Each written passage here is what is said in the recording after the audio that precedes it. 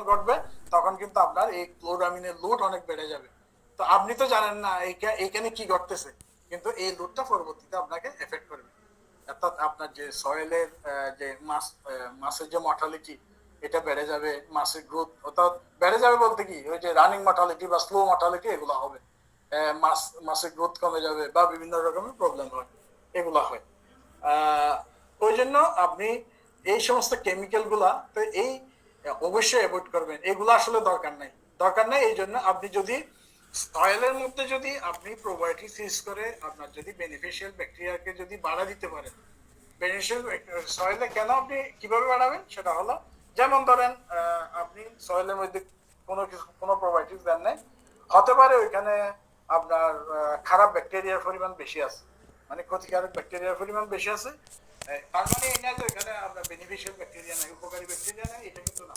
ওখানে উপকারী ব্যাকটেরিয়াও আছে, অপকারী ব্যাকটেরিয়াও আছে। ধরে নিলাম অপকারী ব্যাকটেরিয়া বেশি, তো আপনি যখন প্রোবায়োটিক্স দেবেন তখন কিন্তু স্লোলি উপকারী ব্যাকটেরিয়াটা বেড়ে যাবে এবং অপকারী ব্যাকটেরিয়াগুলো ডিপ্লেস হয়ে যাবে, ওরা ফাংশনাল থাকবে না, ওদের ফাংশনটা নষ্ট হয়ে যাবে এবং আপনার সয়েলটা ওরা ভালোভাবে ম্যানেজ করবে, নিজেরা ম্যানেজ করবে, তখন আপনার সয়েলের মধ্যে আর প্রবলেম গুলো থাকার সম্ভাবনা কম থাকে। এরপরে বাংলাদেশে আরেকটা মানুষ যেটা করে যে যেমন ওই সয়েল আপনার যদি যে সয়েলে আপনি ফার্মিং করেন এটা অলরেডি ফসা সয়েল, যে যে আপনি যতই এই সয়েলটাকে রিমুভ করেন না কেন এখানে কিন্তু আপনি 100% ওইটা আপনি সর্বোচ্চ 90% ব্ল্যাক সয়েল রিমুভ করতে পারবেন। হ্যাঁ, আপনি 100% এটা ইম্পসিবল, আপনি পারবেন না, এটা হবে না। তো এই 90%টাও যদি আপনি ক্লোরিন বা কোনো কেমিক্যাল দিয়ে যদি ম্যানেজ না করে, যদি আপনি প্রোবায়োটিক্স দিয়ে ম্যানেজ করেন, তাহলে সেক্ষেত্রে আপনার বন্ডের ক্যাপাসিটিটা অনেক অনেক বেশি বেড়ে যাবে, অর্থাৎ প্রোডাকশন ক্যাপাসিটি, ক্যারিং ক্যাপাসিটি অনেক বেশি বেড়ে যাবে। সেক্ষেত্রে যদি আপনি হ্যাঁ বলতে পারেন যে আমরা তো ক্লোরিন দিয়ে ম্যানেজ করি, আমাদের প্রবলেম হয় না, হ্যাঁ এটা হতে পারে, কিন্তু এগুলো এক্সাম্পল না, এগুলাকে স্ট্যান্ডার্ড ধরা যাবে না। হ্যাঁ, এগুলা কখনো স্ট্যান্ডার্ড না, এটা অনেক সময় হয়ে যায় হয়, কিন্তু যেটা হয় সেটা হলো আপনি যদি আপনার ফার্মটাকে বায়োলজিক্যালি ম্যানেজ করেন, প্রোবায়োটিক্স দিয়ে যদি ম্যানেজ করেন, সেক্ষেত্রে ওই ফার্মটা প্রোডাকশন ক্যাপাসিটি প্রতি বছর বাড়তে থাকে, ক্যারিং ক্যাপাসিটি প্রতি বছর বাড়বে। আর যদি আপনি কেমিক্যাল দিয়ে ম্যানেজ করেন তাহলে আপনার বন্ডের ক্যারিং ক্যাপাসিটি প্রতি বছর মিনিমাম 5% করে কমবে। এটা ডিপেন্ড করবে আপনি কি পরিমাণ কেমিক্যাল ইউজ করেন সেটার উপর। যদি বেশি কেমিক্যাল ইউজ করেন সেক্ষেত্রে ওইটার ক্যারিং ক্যাপাসিটি বা প্রোডাকশন ক্যাপাসিটি অনেক বেশি কমবে, আর যদি কম ইউজ করেন একটু কম কমবে এরকম, কিন্তু আপনার ক্যারিং ক্যাপাসিটি কমতে থাকবে। তাহলে সেক্ষেত্রে কি ঘটে, ধরেন আপনি এই বছর আপনার স্টকিং ডেনসিটি 2, হ্যাঁ আপনি ক্লোরিন বিকেসি এটা ওটা দিয়ে আপনার বন্ড ম্যানেজ করেন, পরবর্তী বছর আপনি প্রতি স্কোয়ার মিটারে 2টা করে দিলেন মাছ, কিন্তু ওই বছর তো আপনার ক্যারিং ক্যাপাসিটি 5% কমে গেছে, তার মানে আপনার স্টকিংটা হয়ে গেছে ওভার স্টকিং, আপনার বন্ডের ক্যাপাসিটি সে স্টকিংটা কিন্তু বেড়ে গেছে। হ্যাঁ, তখন কিন্তু আপনার বন্ডের মধ্যে যদি বন্ডের ক্যারিং ক্যাপাসিটি বাড়ে তাহলে সেক্ষেত্রে যেটা হয় বিভিন্ন রকম প্রবলেমগুলো তৈরি হয়। এখানে অর্গানিক লোডটা কেন বেশি ইম্পর্টেন্ট, অর্গানিক লোডটা এই জন্য ইম্পর্টেন্ট যে আমাদের দেশের হয়তো অনেকে মনে করে যে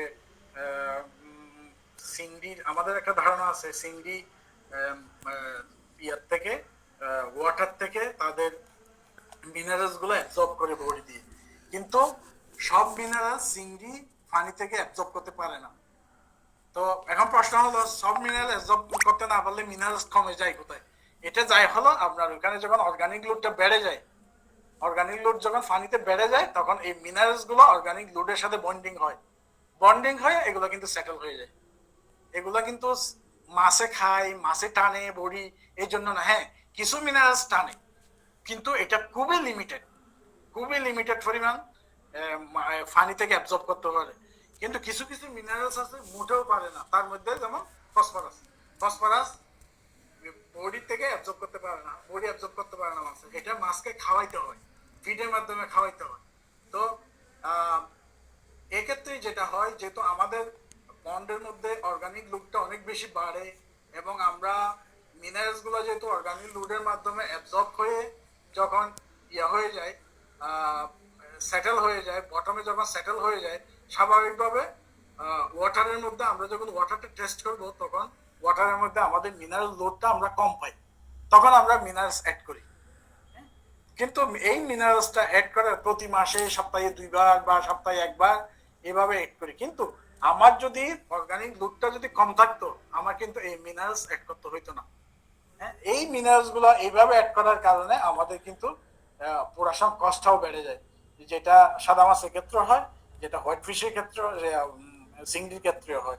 তো সেক্ষেত্রে আমাদের কস্ট অফ প্রোডাকশনটা কম্পেয়ার টু অন্যান্য দেশের চেয়ে অনেক বেশি বেড়ে যায়। তুলনা করলে দেখবেন হয়তো এখন শীতকাল, হয়তো আমাদের এখন মাছের দামটা কম, কিন্তু ওভারঅল ইয়ারে আমাদের মাছের দাম কিন্তু অনেক ভালো, বেশি থাকে পৃথিবীর অন্যান্য দেশের তুলনায়। কিন্তু আমরা এরপরও আমরা প্রফিট করতে পারি না। এটার কারণ হলো আমাদের কস্ট অফ প্রোডাকশনটা বেশি।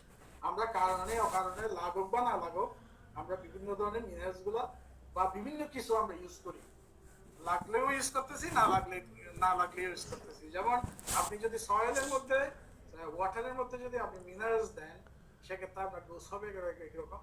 আর যদি আপনি মিনারেলসটা শুধু ফিডে মিক্স করেন, তাহলে সেক্ষেত্রে ডোজ হবে আরেক রকম।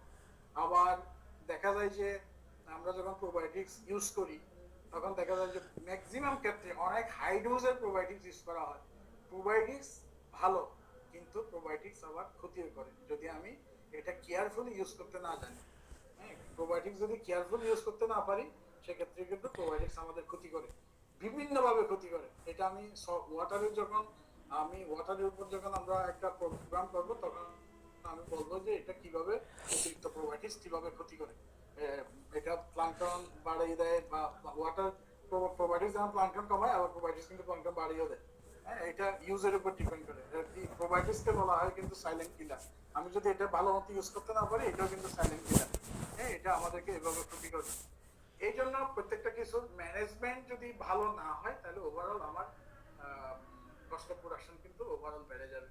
এবং সয়েল প্রিপারেশনটা এই জন্য খুব বেশি ইম্পর্টেন্ট। যেমন ধরেন আপনার একটা পন্ড, নতুন পন্ড আপনি করলেন, আর দেখা যাচ্ছে তো আপনার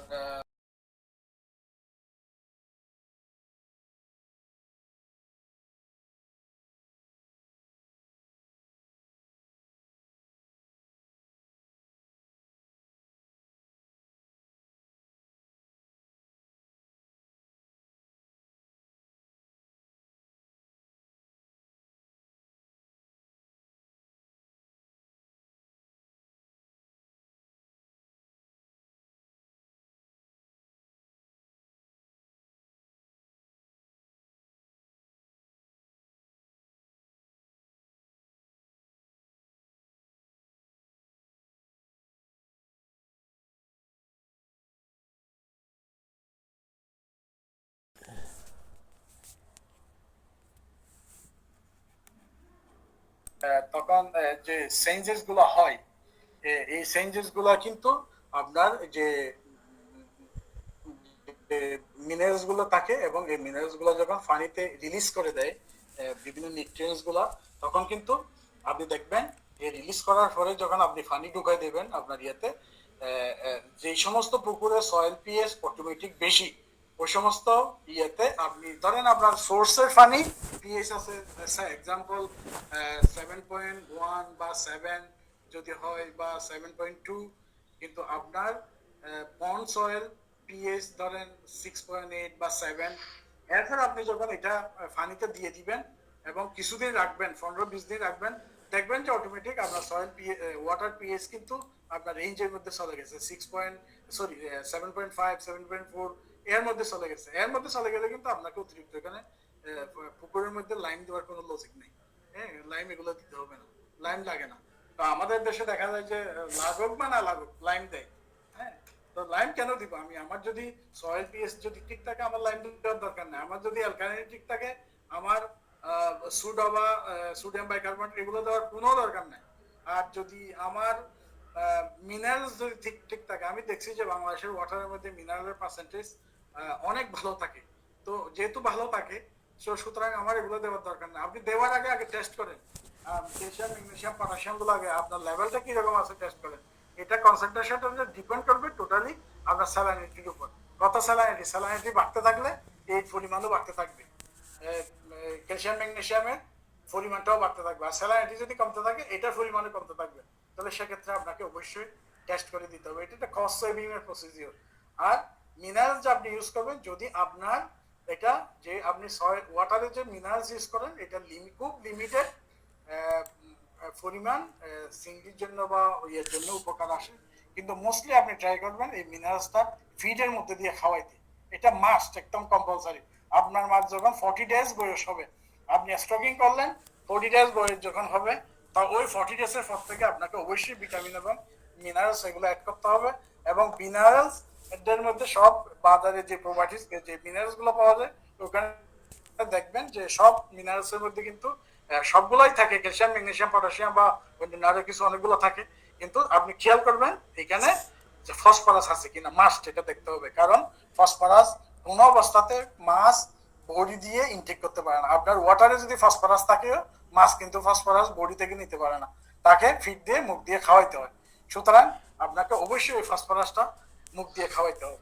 তো আপনি যদি এইভাবে যদি প্রসেসটা ফলো করেন এবং সয়েলটা যদি এভাবে রেডি করেন, তারপর আপনার সারা বছর কিন্তু আপনার সবকিছু ঠিকঠাক থাকবে।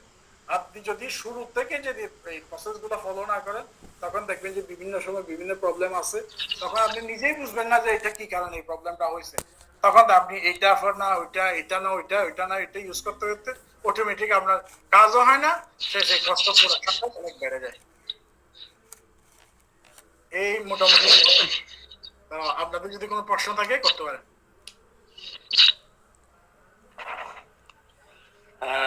হ্যান্ড রাইজ করবেন, আমি এক এক করে ডেকে নিব। তাহলে সবাই যদি একবার আমরা প্রশ্ন করতে থাকে তাহলে আসলে অজবরল হয়ে যাবে।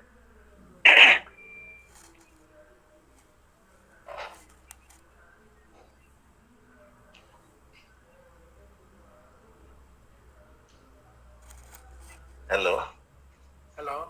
প্রশ্ন নেই, কিন্তু আমার একটু কথা আছে। এই ধন্যবাদ তসলিম মাহমুদ ভাইকে, অনেক অনেক ধন্যবাদ। অনেক মূল্যবান কথা বলেছেন, এই জন্য ওনাকে অসংখ্য ধন্যবাদ।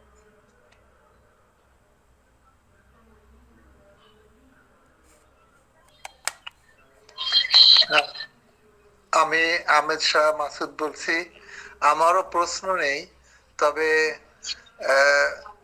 উনি অত্যন্ত তথ্যভিত্তিক আমাদেরকে ইনফরমেশন দিয়েছেন বাংলাদেশের অ্যাসপেক্টে, এবং এটা আমাদের চাষের ক্ষেত্রে খুবই কাজে লাগবে, খুবই খুবই উপযোগী এবং সফল হওয়ার জন্য অত্যন্ত ভালো ভালো উনি দিক নির্দেশনা এবং প্রযুক্তিগুলো দিয়েছেন। এজন্য অসংখ্য ধন্যবাদ। আপনাকে অসংখ্য ধন্যবাদ। আসসালামু আলাইকুম। আপনি হ্যান্ড রাইজ করেছেন, আপনি প্রশ্নটা করতে পারেন।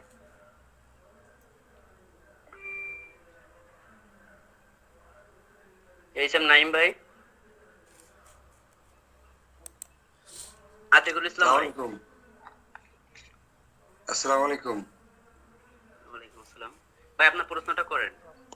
জি, স্যারের সাথে প্রশ্ন নাই, কিন্তু ওই গ্রুপে একটা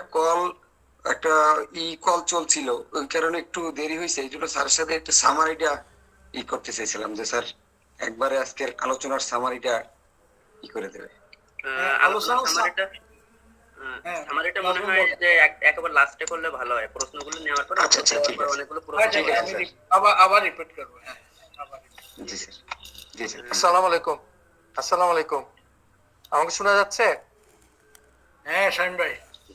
হ্যাঁ ভাইয়া, তসলিম ভাই, আপনার এইখানে একটা জিনিস আমার একটু ক্লিয়ার হওয়া দরকার। এই যে আপনি একটা প্রোবায়োটিক দিয়ে আমাদের যে অ্যাপ্রোচের কথা বললেন, এই ক্ষেত্রে আপনার প্রোবায়োটিকটাকে মাপার মানে আমি কি পরিমাণ প্রোবায়োটিক ইউজ করব, কেন এখানে এক একজন তো এক এক ধরনের প্রোবায়োটিক ইউজ করে, যার ফলে দেখা যায় যে আমি কোনো পুকুরে দেখা যায় যে আমি 1 কেজি দিচ্ছি, কাজ হচ্ছে না, আবার আরেকজনের সেম সাইজ পুকুরে আধা কেজি দিচ্ছে, দেখে যে সাকসেসফুলি। এটাকে মাপার কোনো মানে সিস্টেম আছে কিনা, কোনো কিছু আছে কিনা, যে আমরা কিভাবে বুঝবো যে আমার এই পুকুরে কত প্রোবায়োটিক দেওয়া উচিত? কেন বাজারে অনেক রকমের প্রোবায়োটিক পাওয়া যায়। এটা কি সয়েলের জন্য বলছেন না পানি? জি জি জি জি জি, পানি বটম বটম বটম মানে ফ্রন্ট প্রিপারেশনের যেটা আপনি বললেন, আমরা ব্ল্যাক মার্ট, হ্যাঁ ব্ল্যাক মার্টটাকে যদি না সরাইয়া যদি আমরা কোনো প্রোবায়োটিকের মাধ্যমে ম্যানেজমেন্ট করতে যাই, সে আমার পুকুরটা গত 7 বছর ধরে শুরু করতে চাইতেছি, সেক্ষেত্রে আমার ক্যালকুলেশনটা কিভাবে হবে? না এটা এক একর, এক একর পন্ড না, সাইজ হচ্ছে 1 একর। এটা ধরেন আমি বলি যেটা ব্ল্যাক সয়েল যদি অতিরিক্ত হয় এটা আপনাকে এনিওয়ে এটা সরাইতে হবে, ম্যাক্সিমাম সরাইতে হবে। হ্যাঁ, আচ্ছা। ম্যাক্সিমাম। হ্যাঁ, কারণ আমি যে প্রোবায়োটিক্সটা ইউজ করব এটারও তো একটা ক্যাপাসিটি আছে, তাই জি। না? এটা তো এমন ম্যাজিক না যে মানে দিলে হয়ে যাবে, এরকম না, এটারও একটা আচ্ছা। ক্যাপাসিটি আছে, তাই না? এটা একটা সলিউশন বুঝলাম। আর 2 নম্বর সলিউশনটা হচ্ছে আমাদের এই প্রোবায়োটিকের ক্যালকুলেশনটা আমরা কিভাবে করব? প্রোবায়োটিক্স এর ক্যালকুলেশন আমি এটা ইয়ার সময় বলছি, যেমন প্রত্যেকটা কোম্পানির কতগুলো ডোজ করা থাকে। জি। এটা ওদের দেশে প্রেক্ষাপটে এটা করে, যেহেতু আমাদের দেশে কোনো এরকম প্রোবায়োটিক্স ডেভেলপ করা নাই, ওই জন্য এটা আমাদের দেশে বলা যাবে না, কিন্তু আমাদেরকে ওদেরকে ফলো করতে হবে সিস্টেমেটিক। সেটা হলো যে আচ্ছা। প্রথমে ওদের ডোজ ফলো করে আমি দিলাম, জি। এবং 30 সেন্টিমিটার বা 1 ফিট পানি আমি রাখলাম, রাখার জি। পরে আমি কিছুদিন অপেক্ষা করলাম, 7 ডেজ। জি। 7 ডেজ অপেক্ষা করলাম, অপেক্ষা করার পরে দেখি যে ওখানে লেবার আসতেছে কিনা। ওকে। যদি দেখা যাচ্ছে কি ল্যাব বেশি আসতেছে, তখন জি। বুঝতে হবে যে আমাকে আরো প্রোবায়োটিক্স এখানে দিতে হবে। আর ওকে। যদি দেখা যাচ্ছে যে ল্যাব কমে গেছে, জি। ল্যাবটাই ইন্ডিকেটর। ওকে, বুঝছি। হ্যাঁ, ঠিক আছে, হ্যাঁ, এটা হলো মানে মানে অ্যাজ এ লেম্যান ক্যালকুলেশনের মতো না। হ্যাঁ, লেমেন ক্যালকুলেশন। হ্যাঁ, জি। তাহলে এটা ওই, কারণ এটা অত অ্যানালাইসিস করে দেওয়াটা তো, যেমন আমার পন্ডে অর্গানিক লোড কত আছে এটা যদি আমি টেস্ট করতে যাই তাহলে ফার্মার তো ফতুর হয়ে যাবে। বুঝছি, বুঝছি, বুঝছি। না, এটা অনেকে জানে না, এটা আমারও জানা হ্যাঁ, ছিল না। আমরা হ্যাঁ, মানে একটু দিয়ে একটু সয়ে, একটু দিয়ে একটু সয়ে, এভাবে যেতে হবে আর কি। হ্যাঁ, এটা হবে কি, এটা আপনি করতে করতে 1 বছর 2 বছর করতে করতে স্ট্যান্ডার্ড আপনার হাতেই চলে আসবে। আপনি ওকে। বুঝবেন যে হ্যাঁ এটা, কারণ একুয়াকালচার এগুলো প্রতি বছরই ডেভেলপমেন্ট, মানে একটা নলেজ ডেভেলপমেন্ট প্রতি বছরই হয়।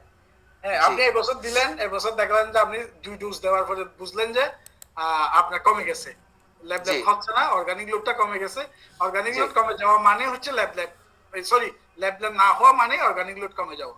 অর্থাৎ ওইখানে যে ব্যাকটেরিয়া গুলো আপনি দিচ্ছেন ওরা ফিড হিসাবে এগুলাকে ইউজ করছে, ল্যাব জি। যেগুলা দিয়ে গ্রো করে, কার্বন জি। নাইট্রোজেন যেগুলা দিয়ে গ্রো করে, এগুলা দিয়ে ফসফরাস বা যা আছে এগুলা জি। সব অ্যাবজর্ব করে ফেলছে, অ্যাবজর্ব করার পরে এটা হচ্ছে না। তাহলে বুঝতে হবে যে অর্গানিক লোডটা কমে গেছে, সুতরাং জি। আমি আর প্রোবায়োটিক্স আবার না দিলে হবে। এরপরে গিয়ে আপনি ওয়াটার লেভেলটা বাড়াই দিবেন। এইখানে আরেকটা জিনিস আমার একটু জানার আছে যে খুলনার এই যে বেল্টের মধ্যে অনেকেই এই কাজটা করে, এটা আমি আমি একটু আপনার কাছ থেকে ক্লিয়ার হতে চাই। সেটা হচ্ছে যে অনেকে প্রোবায়োটিক প্লাস বিকেসি দুইটাই একসাথে ইউজ করতে চায়, সেই ক্ষেত্রে মানে কি রেজাল্ট হবে? ও মাই গড, যেন এটা তো মেসাকার হয়ে যাবার কথা। নেশাকা দিতে হবে। এগুলা কেন ইউজ করে, কেন দেয়, এটা আল্লাহ ছাড়া কেউ জানে না, যারা দেয় তারাই হয়তো জানে। আমি জি। দেখছি ফেসবুকের মধ্যে আজকে জি। বিকেসি দিছে, 3 দিন পরে প্রোবায়োটিক দিছে, অথবা জি। আজকে প্রোবায়োটিক দিছে 3 দিন পরে বিকেসি দিছে। জি। তারা কি জানে বিকেসি রেসিডিউয়াল ইফেক্ট কতদিন থাকে? হ্যাঁ, জি। প্রোবায়োটিক্স ফুললি অ্যাক্টিভেট হতে কতদিন সময় লাগে? জি। প্রোবায়োটিক্স অ্যাক্টিভেট হওয়া শুরু হতে হতে কিন্তু সে বিকেসি দিয়ে প্রোবায়োটিক্সকে মেরে ফেলে। আবার জি। বিকেসিটা যখন দিয়ে যখন প্রোবায়োটিক্স দেয়, তখন বিকেসি রেসিডুয়াল ইফেক্ট যাইতে যাইতে কিন্তু সে প্রোবায়োটিক্স দেয়। ওই সময় জি। রেসিডুয়াল ইফেক্ট যায় না, তো প্রোবায়োটিক্স তো ওখানে কাজ করবে না। তো হ্যাঁ, তখন তো তখন দোষটা এসে যাবে প্রোবায়োটিক আলার, যে সে বাজে প্রোবায়োটিক। তো তো এবার আর একটা হচ্ছে আপনার এই যে ব্লিচ করে, অনেকে খুলনাতে দেখলাম তারা বড় বড় প্রজেক্ট গুলিতে তারা দেখে যে পানি ঢুকায়, নদীর পানি ঢুকায় সাথে সাথে ব্লিচ করে দেয়। ব্লিচ করে তারপরে একদিন পরে তারা বলে যে তারা মানে প্রন প্রিপারেশনের জন্য চুন টুন ওষুধ দিয়ে মাছে পোনার ছেড়ে দেয়। তো এই অ্যাপ্রোচটা সম্পর্কে আপনি একটু বললেন, এই যে মানে আমরা এই কাজটা যে করি কেন, আপনার এখানে আলোচনা আপনি বলছেন অলরেডি, সেটা হচ্ছে গুড ব্যাকটেরিয়া ব্যাড ব্যাকটেরিয়া কিন্তু ব্লিচ করলে কিন্তু দুইটাই একসাথে শেষ, যার ফলে আমাকে প্রোবায়োটিক লোড অনেক বেশি, মানে প্রোবায়োটিক আমাকে অনেক বেশি ইউজ করতে হয়। তো এই ক্ষেত্রে আমরা অর্গানিক ভাবে কিভাবে ম্যানেজ করতে পারি যে আমরা ব্লিচও দিব না, বিকেসিও দিব না, বাট আমার প্রোবায়োটিক ফ্রেন্ডলি কি অ্যাপ্রোচ করলে আমাদের এই জিনিসটাকে আমরা ম্যানেজ করতে পারি? জাস্ট প্রোবায়োটিক্স ইউজ করা। প্রোবায়োটিক্স ইউজ মানে প্রোবায়োটিক্সকে ব্লুম করে ফেলা। আপনাকে জি। বেনিফিশিয়াল ব্যাকটেরিয়াকে ব্লুম করে ফেলতে হবে। যেমন আমাদের জি। দেশে, যেমন আমি এক্সাম্পল দিই, বাংলাদেশে দেখা যায়, বা এই যে বলে না যে আমি ফেন্সিং করব বায়ু সিকিউর করার জন্য, ফেন্সিং করব, জি। তারপর এন্ট্রান্সের মধ্যে পটাশ দিব, ক্লোরিন জি। দিব। হ্যাঁ, জি। এই যে পটাশ দিয়া ক্লোরিন দিয়া ফেন্সিং করে, বাংলাদেশে জি। কোনো রেকর্ড আছে কোনো শিম ফার্ম সাকসেস হয়েছে বা বাঁচাইতে পারছে ডিজিজ থেকে? না যদি না পটাশ দিয়ে ফেন্সিং করে, আমি বলতেছি না এগুলো না করার জন্য, হ্যাঁ হুম। এটা এটা করতে হবে, কিন্তু ওইটা বায়ো সিকিউরিটি না। This is not the bio security. Bio security এটা হচ্ছে, এটাকে বলা হয় by out to in, out to in or out in to out, অর্থাৎ ভিতর থেকে বাইরে, বাহির থেকে ভিতরে। যে বায়ো সিকিউরিটি বাহির থেকে ভিতরে যায়, ওই বায়ো সিকিউরিটি ফাংশনাল হবে না। আর যে বায়ো সিকিউরিটি বাইরে থেকে ভিতরে, ভিতর থেকে বাইরে যাবে, এটা ফাংশনাল হবে। এটা কিরকম? যদি আপনি আপনার পুকুরটাকে প্রোবায়োটিক্স দিয়ে ব্লুম করেন, বেনিফিশিয়াল ব্যাকটেরিয়া দিয়ে যদি ব্লুম করে ফেলেন, তার মানে ওখানে যদি আপনি কিছু অন্য পাশের পুকুর থেকে যদি বিব্রিওর ফানি এনেও যদি দেন, ওইখানে ওই বিব্রিও কাজ করতে পারবে না, কারণ ওইখানে অলরেডি বেনিফিশিয়াল ব্যাকটেরিয়া ব্লুমটা অনেক বেশি হাই। ওরা কিন্তু ওদের সাথে কম্পিট করে পারবে না, কারণ ব্যাকটেরিয়া তো খারাপ ব্যাকটেরিয়া ভালো ব্যাকটেরিয়া তো একটার সাথে ফুড স্পেস প্যারামিটার সবগুলোর সাথে কম্পিট করে। কম্পিট করার পরে যেটা টিকে ওইটাই টিকে যায়, বাকিগুলো টিকে না। তো ওখানে আপনার অনেকগুলা বেনিফিশিয়াল ব্যাকটেরিয়ার মধ্যে যখন আপনি বাইরে থেকে কিছু খারাপ ব্যাকটেরিয়া দিবেন, তখন কিন্তু একটা কম্পিটিশন টিকতে পারবে না, ওই বেনিফিশিয়াল গুলাই টিকবে। তার মানে আপনার পন্ডের ভিতরে বায়োসিকিউরিটি, হাইলি বায়োসিকিউর আপনার পন্ড, তখন আপনার বাইরে থেকে যা কিছু আসুক এটা কিন্তু কাজ করবে না। বুঝাতে পারছি আমি? হ্যালো, ধন্যবাদ তসলিম ভাই, ধন্যবাদ আপনাকে। প্লিজ যার মাইক্রোফোনটা অন আছে একটু অফ করবেন। আতিকুল ইসলাম ভাই। জি, ধন্যবাদ। তসলিম ভাই, আপনি ওই যে বলছিলেন যে চুন ব্যবহার করার ক্ষেত্রে ক্যালসিয়াম অক্সাইডের কথা আপনি বলছেন। আম, আহ, যদি পাথরের চুন হয় তাহলে তো সেটা ক্যালসিয়াম কার্বনেট বোধ হয়, এবং ক্যালসিয়াম কার্বনেট কিন্তু ক্যালসিয়াম অক্সাইড ফর্মে, কিন্তু পাউডার ফর্মে কিছু ক্যালসিয়াম অক্সাইড পাউডার ফর্মে পাওয়া যায়, যেটা বাজারে কিছু পাওয়া যায় পাউডার ফর্মে। ওইটা বরং ওইটার থেকে তো পাথরের চুনটাই বোধহয় ভালো হবে নাকি? ক্যালসিয়াম অক্সাইডটাই, ক্যালসিয়াম অক্সাইড পাথরসুন না, ওইটাকে ক্যালসিয়াম অক্সাইডকে পাথরসুন বলে না? বোধহয় ক্যালসিয়াম কার্বনেটটাকে পাথরের চুন বলে। এটা পলাশ ভাই বলতে পারবে, না সবাই বলতে পারবে, কিন্তু আমার কাছে মনে হয় পাথরসুন বলে মনে হয় ক্যালসিয়াম অক্সাইডটাকে। হ্যাঁ হ্যাঁ, তসলিম ভাই, আমি একটু কথা বলছি। ক্যালসিয়াম প্লিজ যে অক্সাইডটাকে কথা পাথরসুন না? তসলিম ভাই, জি জি ক্যালসিয়াম অক্সাইডটাই হচ্ছে পাথরের চুন। হ্যাঁ হ্যাঁ, আর ক্যালসিয়াম কার্বনেটটা পাউডার আকারে পাওয়া যায় এখন বিভিন্ন ব্র্যান্ড, ভিয়েতনাম আর থাইল্যান্ড আছে, যেটা ক্যালসিয়াম কার্বনেট পাউডার আকারে আসে। বিভিন্ন সোর্সে আছে, এটা বিভিন্ন সোর্সে আছে। আর ক্যালসিয়াম অক্সাইডটাই পাথরের চুন। হ্যাঁ হ্যাঁ, তসলিম ভাই, আমাদের দেশে একটু সমস্যা হয়, যেটা হলো যে আপনার কুইক লাইম, অর্থাৎ যেটা হচ্ছে আপনার পোড়া পাথরের চুন আর এই যে পাথরের চুন যেটা ক্যালসিয়াম কার্বনেট, এটার ভিতরে অনেকে ঘোলায় ফেলে।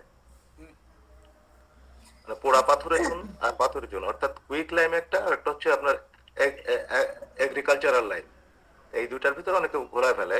আর ক্যালসিয়াম অক্সাইড যেটা আপনার পাউডার ফর্মে পাওয়া যায়, এটা আসলে ক্যালসিয়াম অক্সাইড না, এটা ক্যালসিয়াম হাইড্রোক্সাইড। অর্থাৎ পোড়া পাথরের চুন যদি আপনার বস্তায় রাখা যায়, ময়েশ্চার অ্যাবজর্ব করে এটা হচ্ছে ফুটে যায়, ফুটে গেলে ও পানি অ্যাবজর্ব করে, জলীয় বাষ্প অ্যাবজর্ব করে এটা হচ্ছে আপনার পাউডার হয়ে যায়। এই পাউডারটা হচ্ছে ক্যালসিয়াম হাইড্রোক্সাইড, এটা ব্যবহার না করাই ভালো। আপনার সরাসরি পাথরের চুন ফুটায় ব্যবহার করা অথবা ক্যালসিয়াম কার্বনেটটা ব্যবহার করা ভালো। ধন্যবাদ। তবে আমার কাছে মনে হয় ওই আর্লিয়ারে যখন আপনি সয়েলটা প্রিপেয়ার করবেন, তখন ক্যালসিয়াম অক্সাইডটাই ভালো। ক্যালসিয়াম অক্সাইডের কারণ ক্যালসিয়াম অক্সাইডটা মাল্টিফাংশনাল কাজ করে, শুধু আমার পিএইচটাকে ইয়ে করে না, এটাকে আমার অনেকটা ডিসইনফেক্টেন্ট হিসাবে কাজ করে, কিছু থাকলে এগুলো ইয়ে হয়ে যায়। আর ক্যালসিয়াম অক্সাইড কার্বনেটটা তো এত গরম হয় না, যেটা ফার্মিং এর জন্য ইউজ করা হয়, এবং ক্যালসিয়াম কার্বনেটটা তো পিএইচটাকে স্লোলি রেজ করে, ওই জন্য যখন মাছের শ্বাস মানে ফার্মিং অবস্থায় এটা ভালো। হ্যাঁ, আর যদি দেখা যায় যে যদি কোনো কারণে চিংড়ির পুকুরে অ্যালকালিনিটা কম থাকে, সেক্ষেত্রে ক্যালসিয়াম কার্বনেট, সোডিয়াম হাইড্রোক্সাইড অথবা ডলোমাইট অথবা sodium hydroxide, sodium bicarbonate use করা যায় আর কি। আমি এটাই জানি।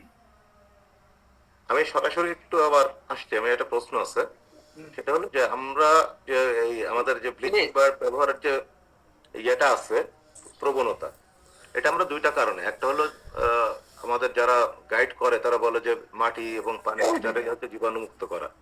আর একটা পারপাস আমাদের থাকে, সেটা হলো যে আমরা যে পানি তুলি আমাদের ফিল্টারেশনটা খুব ভালো করি না, যার ফলে আমাদের পানির সাথে অনেক ধরনের লার্ভা, অনেক ধরনের মাইসিস চলে আসে।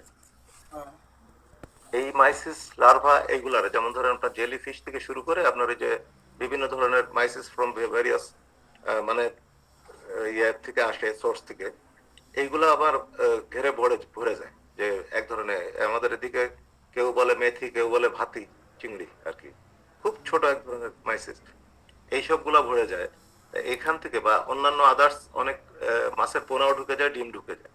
তাই পানি তোলার পরে আমরা পানি এই যে এগুলা থেকে মুক্তি পাওয়ার জন্য আমরা কি ব্যবহার করতে পারি? এগুলো আপনি নেট ইউজ করতে পারেন পানি ঢোকানোর সময়। নেট দিয়ে পানি ঢুকাবেন, এটা হতে পারে 200 মাইক্রন নেট, অথবা ইউজ করতে পারেন ওই যে আপনার আছে না 600 650 জিএসএম এর যে আছে, কি বলে যেটাকে, তোর ভুলে গেলাম, জিওটেক্স 650 জিএসএম এর। হ্যাঁ, ধরেন যাদের ইয়েতে, যাদের টাইটাল ফ্লোতে পানি ঢুকে, টাইটাল ফ্লোতে আপনি নেট কিছু টাকা তো কিছু খরচ করতে হবে। আর ধরেন 200 মাইক্রনের যে নেট গুলা আছে, 200 মাইক্রনের নেট ইউজ করতে পারে, ডবল ফিল্টারেশন করতে পারে, দুইটা সুইচ গেট থাকতে পারে।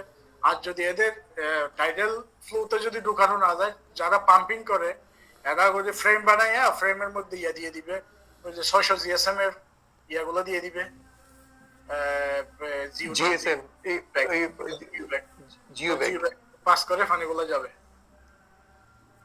আর যেটা কি বলে যে এটা বলে গেলাম, জেলিফিশ, যে এগুলো এক্সেপশনাল কেস, জেলিফিশ এটা হচ্ছে এক্সেপশনাল কেস। সেক্ষেত্রে ওই এক্সেপশনাল কাজই করতে হবে। হয়তো আমার এক্সট্রা রিজার্ভার রেখে যদি এরকম এগুলো, এই ঘটনা তো সবসময় ঘটে না, হয়তো অকেশনালি ঘটে এই জেলিফিশের প্রবলেম গুলো, হয়তো তখন সেক্ষেত্রে হয়তো আমাকে ব্লিচিং ইউজ করতে হইতে পারে, ফান্ডকে রিজার্ভ করে রিজার্ভের মধ্যে ব্লিচিং ইউজ করতে হইতে পারে, ওইখান থেকে আবার পানি ফিল্টার করে ওইখানে এক পুকুরের থেকে রিজার্ভ করে ওইখানে ব্লিচিং ইউজ করে অন্য পুকুরে সে পানি ট্রান্সফার করতে পারে। এগুলো এক্সেপশনাল কেস। এক্সেপশনাল ক্ষেত্রে অবশ্যই এক্সেপশনাল কিছু করতে হবে। আমি যেটা বলছি সেটা এজ ইউজুয়াল। হ্যাঁ, আমি যদি আমার দরকার হলেও যদি ওই প্র্যাকটিস গুলা করি, না হলেও যদি ওই প্র্যাকটিস গুলা করি, তখন আমার অটোমেটিক এনভায়রনমেন্টাল লোড গুলো অনেক বেড়ে যায়, আমার পুকুরের লোড অনেক বেড়ে যাবে, তখন আমার এই পুকুরের প্রোডাক্টিভিটি বা ক্যারিং ক্যাপাসিটি কমে যাবে। এখন যদি আমি সহজ কথায় যেটা আসতেছে যে আমরা মাটিতে কোনো অবস্থাতেই ব্লিচিং ব্যবহার করব না, বা মাটি পানিতে হাইড্রোজেন ব্লিচিং ব্যবহার করব না, যদি এমার্জেন্সি দরকার হয় সেটা আমরা রিজার্ভারে যেখানে পানি তৈরি করব, একদম কোনো দরকার নেই, একদম শুধু ব্লিচিং। রিজার্ভারে আমরা যদি ব্লিচিং দরকার হয় তাহলে রিজার্ভারে ব্যবহার করতে পারি, এইটা আর কি। এটা এমার্জেন্সি কেসে, হ্যাঁ, কোনো যদি এরকম ঘটনা ঘটে, কিন্তু সাধারণত এগুলোর দরকার নাই। কারণ আপনার টোটাল, আপনি যখন পানিতে ব্লিচিং দিবেন, ব্লিচিং দিলে যেটা হয় টোটাল ইকোসিস্টেমটাকে পানি নষ্ট করে ফেলে সে। তখন কি হয়, ব্লিচিং দিলে পানিটা ক্রিস্টাল ক্লিয়ার হয়ে যায়, ক্রিস্টাল ক্লিয়ার, একদম ক্রিস্টাল ক্লিয়ার হয়ে যায়। ক্রিস্টাল ক্লিয়ার হলে কি হয়, ওখানে আপনার ব্লিচিং এ কিন্তু কিছুই নাই, আর এখানে বেনিফিশিয়াল ব্যাকটেরিয়াও নাই, হার্মফুল ব্যাকটেরিয়াও নাই। ওকে, যদি আমি ভালো ব্লিচিং ইউজ করি। কিন্তু বাংলাদেশে যে ব্লিচিং গুলো ইউজ করে এগুলো তো আমি পিঁপড়া দিয়ে দেখছি, পিঁপড়া মরে না। এই ব্লিচিং ইউজ করলে শুধু অক্সিডাইজিং হয়, পানিটা ক্লিয়ার হয়, এগুলো কোনো কিছুই মরে না। তো এখন যেটা হয়, আপনি রিজার্ভে ব্লিচিং দিচ্ছেন, পানিটা ক্লিয়ার হয়ে গেল, সবকিছু মারা গেল, কিন্তু আপনার পাশের পুকুরে কি আছে? আপনার পাশের পুকুরে তো বিবৃতি ভরা। আপনার যে পাশে যে যিনি ফার্মিং করে তার ওইখানে বিবৃতি ভরা, আর বিবৃতি হচ্ছে স্পোর ফর্মিং ব্যাকটেরিয়া। এটা কিন্তু স্পোরের মাধ্যমে ইয়ে করে কন্টামিনেশন হয়। তো আপনার যদি ধরেন আপনার পুকুরটা পূর্ব পারে, আপনার আরেকজনের পুকুরটা দক্ষিণ পারে, বাতাস আসতেছে দক্ষিণ দিক থেকে পূর্ব পারে, সরি উত্তর দিকে, আপনার পুকুরটা উত্তর দিকে, ওরটা দক্ষিণ দিকে। আপনি ব্লিচিং দিলেন, সে ব্লিচিং দেয় নাই, তার ওইখানে বিব্রিও লুট আছে, তো স্পুর গুলো তো সব আপনার পুকুরে চলে আসবে। আসলে কি হবে, যেহেতু আপনার এখানে কোনো কিছুই নাই, সে একদম খালি মাঠে খেলতে পারবে। হ্যাঁ, সে খালি মাঠে সে খেলবে। তো খেলার পরে ওইখানে প্রচুর পরিমাণ বেড়ে যাবে। এক সেকেন্ড যেটা হবে, পানি যখন ক্রিস্টাল ক্লিয়ার হয়ে তখন কিন্তু টোটাল সানলাইটটা চলে যায়। যদি আপনার পুকুরটা গভীর না হয়, যদি গভীর হলে ঠিক আছে, সানলাইট বটমে যাবে না। যদি গভীর হয়, অগভীর হয়, শ্যালো পন্ড হয়, তাহলে সানলাইট কিন্তু আপনার তলাতে চলে যাবে। আপনি ব্লিচিং দেওয়ার পরে যেগুলা আপনার প্লাঙ্কটন, এটা ছিল অর্গানিক সাবস্টেন্স ছিল, সবগুলা কিন্তু ডিপোজিট হয় ওখানে। ডিপোজিট হয়ে ওখানে তলার মধ্যে থাকবে। যখন সানলাইট পড়বে তখন এগুলো আবার অন্য কিছু হয়ে পানির উপরে চলে আসবে। এর ভিতরে যদি আপনি আর্লি অ্যারেস্টে যদি পানিটা ট্রান্সফার করে দিতে পারেন ইজি বুক ওকে, কিন্তু এগুলা এগুলা ভালো প্র্যাকটিস না। ভালো প্র্যাকটিস না এই কারণে, আপনি যখন এটা দিবেন, আপনি যখন ব্লিচিং দিবেন পানিতে, তখন কিন্তু আপনার ওখানে যে জুপ্লাঙ্কটনের যে ইয়েগুলো থাকে, লার্ভিগুলা, এগুলো কিন্তু সব মারা যায়। তখন কিন্তু আপনার আপনি ফার্টিলাইজার ইয়ে করার পরেও আপনি যদি রাইস ব্রান ইউজ করেন, ফার্মেন্টেড রাইস ব্রান, তখন কিন্তু এটা গ্রো করাটা খুব টাফ হয়ে যায়। যেমন আমাদের সেভেন্টিজ ফার্মে এগুলো করে, তখন কিন্তু এটা গ্রো করে না, এই জুপ্লাঙ্কটন গুলো গ্রো করে না। গ্রো না করলে ওরা কি করে, তখন ওই যে স্টকিং এর পরে ফিড দিতে থাকে। হ্যাঁ, 1 লাখ মাসের জন্য 2 কেজি কি 200 গ্রাম ফিড না, না 2 কেজি ফিড, 2 কেজি। হ্যাঁ, 1 লাখ মাসে 2 কেজি। আপনি কল্পনা করতে পারেন 1 লাখ মাসের বডি ওয়েট কত? এটা 1 লাখ মাসের একটা মাসের বডি ওয়েট হচ্ছে 0.02 গ্রাম। আপনাদেরকে যে মাছগুলো ডেলিভারি দেওয়া হয় 0.02 গ্রাম হচ্ছে এটা বডি ওয়েট। ওইটাকে আপনাকে 1 লাখ দিয়ে গুণ দেন, কত গ্রাম হয়? ওটার জন্য আপনি 200 গ্রাম ফিট দেন, কি পরিমাণ ফিট হয়? আর যে পরিমাণ ফিটটা দেওয়া হয়, যখনই ফিটটা দেওয়া হয় তখন কিন্তু ওই মাসের বটমে গিয়ে খাবার কোনো ক্যাপাসিটি থাকে না। তখন কিন্তু এই ফিটগুলো সব বটমে যায়, বটমে গিয়ে ফসে। 1 মাস পরে এটা বাস্ট হয়, 1 মাস পরে মাছ মারা শুরু হয়, তখন বলে জিএমএস।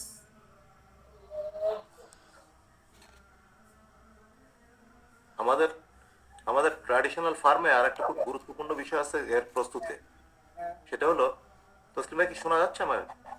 হ্যাঁ, আমি শুনতেছি। আচ্ছা, সেটা হলো যে আমরা যখন ঘের প্রস্তুত করি, আমাদের ট্র্যাডিশনাল ফার্মারদের একটা খুব টার্গেট থাকে যে আমাদের ঘেরে প্রচুর পরিমাণে কাটা শেওলা হইতে হবে। ঠিক আছে, এই কাটা শেওলার কারণে তারা পানি একবারে লোড না দিয়ে কেউ 2 ইঞ্চি 4 ইঞ্চি 6 ইঞ্চি এইভাবে বাড়াইতে থাকে। এবং ওই যে অর্গানিক লোডের কারণে তো ল্যাব হয়, এটা তো আপনি বললেনই। এই প্র্যাকটিসটা যে প্রচুর পরিমাণে কাটা শেওলা হলে আপনার সুবিধা অসুবিধা বা এটা হওয়া কতটা উচিত, এটা একটুখানি যদি আপনি ক্লিয়ার করেন। এটা কাটা শেওলাটা নো ডাউট, কাটা শেওলা এটা হচ্ছে এটা তো সিউইডস। হ্যাঁ, নাজাস এই সিউইডসটার নিউট্রিশনাল ভ্যালু অনেক হাই, এটা নো ডাউট। এটা এটা যদি আপনারা নিয়ে যদি ফিডে মিক্স করে বানান, ফিডের এফিসিয়েন্সি কিন্তু অনেক বেড়ে যাবে। এখানে অনেক মিনারেলস থাকে, ভিটামিনস থাকে, মাইক্রোনিউট্রিয়েন্টস থাকে। হ্যাঁ, এটা অনেক কিছু এখানে থাকে। কিন্তু কাটা শেওলাটা আমাদের দেশে যেটা হয় সেটা হলো যে এটা অ্যাকচুয়ালি অর্গানিক লোকের কারণে বাড়ে। এবং এই কাটা শেওলাটা ওটা যেহেতু ট্রেডিশনাল ফার্ম, পানির ডেপথ অনেক কম থাকে, ওইটা খামারিরা কিছু বেনিফিট ওইখান থেকে পায়। যে যেহেতু এখানে হাই টেম্পারেচার পাশে থাকে, শেড হয়, এটা আসলে না পাততে এটার একটা বেনিফিট হয়। কিন্তু এটা যদি তারা যদি পন্ডটাকে গভীর করে, এটা যদি 1.5 মিটার 4 ফিট বা 5 ফিট যদি গভীর করতে পারতো, এটা কাটা শেওলা কখনো আসতো না। কারণ কাটা শেওলা তখনই হবে যখন বটমে সানলাইট যাবে। কিন্তু এটা বটম যেহেতু শ্যালো থাকে, ওই জন্য দেখবেন আপনি পুকুরগুলোতে যেখানে যেই পুকুরগুলো গভীর, ওখানে কিন্তু কাটা শেওলা হয় না। এখানে যেখানে পানির গভীরতা কম 2 ফিট 1 ফিট, এখানে কিন্তু কাটা শেওলা হয়। তো কাটা শেওলার পজিটিভ নেগেটিভ দুইটাই আছে, বাট আমাদের যে প্রেক্ষাপটে যে কাটা শেওলা বলা হয়, এটা অনেকটা বেনিফিট পায় মানুষ এই কারণে যে আমাদের পন্ড ডেপথ খুবই কম, টেম্পারেচার অনেক বেশি বেড়ে যায়, তার মানে নাই মামার চেয়ে কানা মামা ভালো, এরকম একটা আর কি। এটা আসলে যদি এটা না থাকাটাই ভালো। যদি আমি পন্ডের ডেপথ যদি ঠিক মতো রাখতে পারি, তাহলে এটা না থাকাটাই ভালো। কিন্তু যেহেতু আমাদের খামারিরা এটা রাখতে পারে না, ওই জন্য এটা অটোমেটিক হয়ে যায় এবং এটা কিছু বেনিফিট মানুষে পায়। কিন্তু যদি এটা যখন আবার অতিরিক্ত হয়ে যায় পন্ড কিন্তু পন্ডের পানি অসম্ভব ক্লিয়ার হয়ে যায়, তখন কিন্তু আমার মনে হয় না, আমার এটার ব্যাপারে এত বেশি অভিজ্ঞতা নাই, তবে আমার এমনি কমন সেন্স বলে যে এটার থেকে খুব বেশি বেনিফিটেড হয় বলে আমার মনে হয় না যখন অতিরিক্ত হয়। হয়তো কিছু এমন হতে পারে 20%, 30% পুকুরের মধ্যে আছে, তখন কিন্তু বেনিফিটেড হবে। কিন্তু এটা যখন 80%, 90%, 70% হয়ে যায়, আমার মনে হয় না এখানে খুব বেশি বেনিফিট হবে।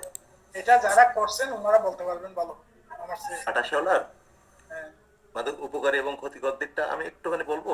হ্যাঁ বলেন। হ্যাঁ, কাটা শেওলার উপকারী দিক হলো যে এটা নিউট্রিয়েন্টস আছে প্রচুর, তারপরে আমাদের যেহেতু ডেপথ কম থাকে, টেম্পারেচারটা, সূর্যের আলোটা, সানলাইটটা সরাসরি মাটিতে পড়তে পারে, টেম্পারেচার কিছু কন্ট্রোল করে। কিন্তু কাটা শেওলা যখন আপনার হচ্ছে ঘেরের ম্যাক্সিমাম এরিয়া হয়ে যায়, তখন এর ফটোসিনথেসিস জন্য দিনের বেলা কার্বন ডাই অক্সাইডও হচ্ছে কমায় ফেলে, কার্বনিক অ্যাসিড কমে যাওয়ার ফলে পিএইচ মোর দ্যান 10 উপরে চলে যায়। এই সময় মাছ চিংড়ি খাওয়া বন্ধ করে দেয় এবং চিংড়ি আস্তে আস্তে দুর্বল হয়ে মারা যায়।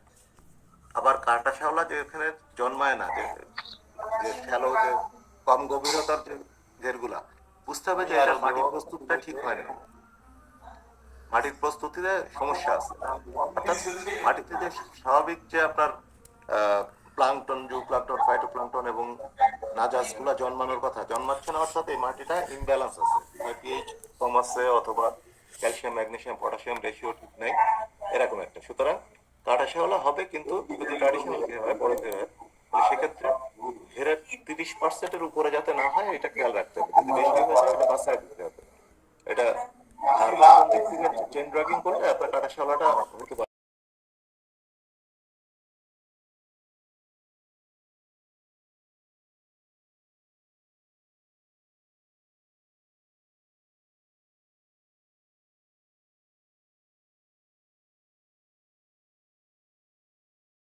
দেন গুলশানারা।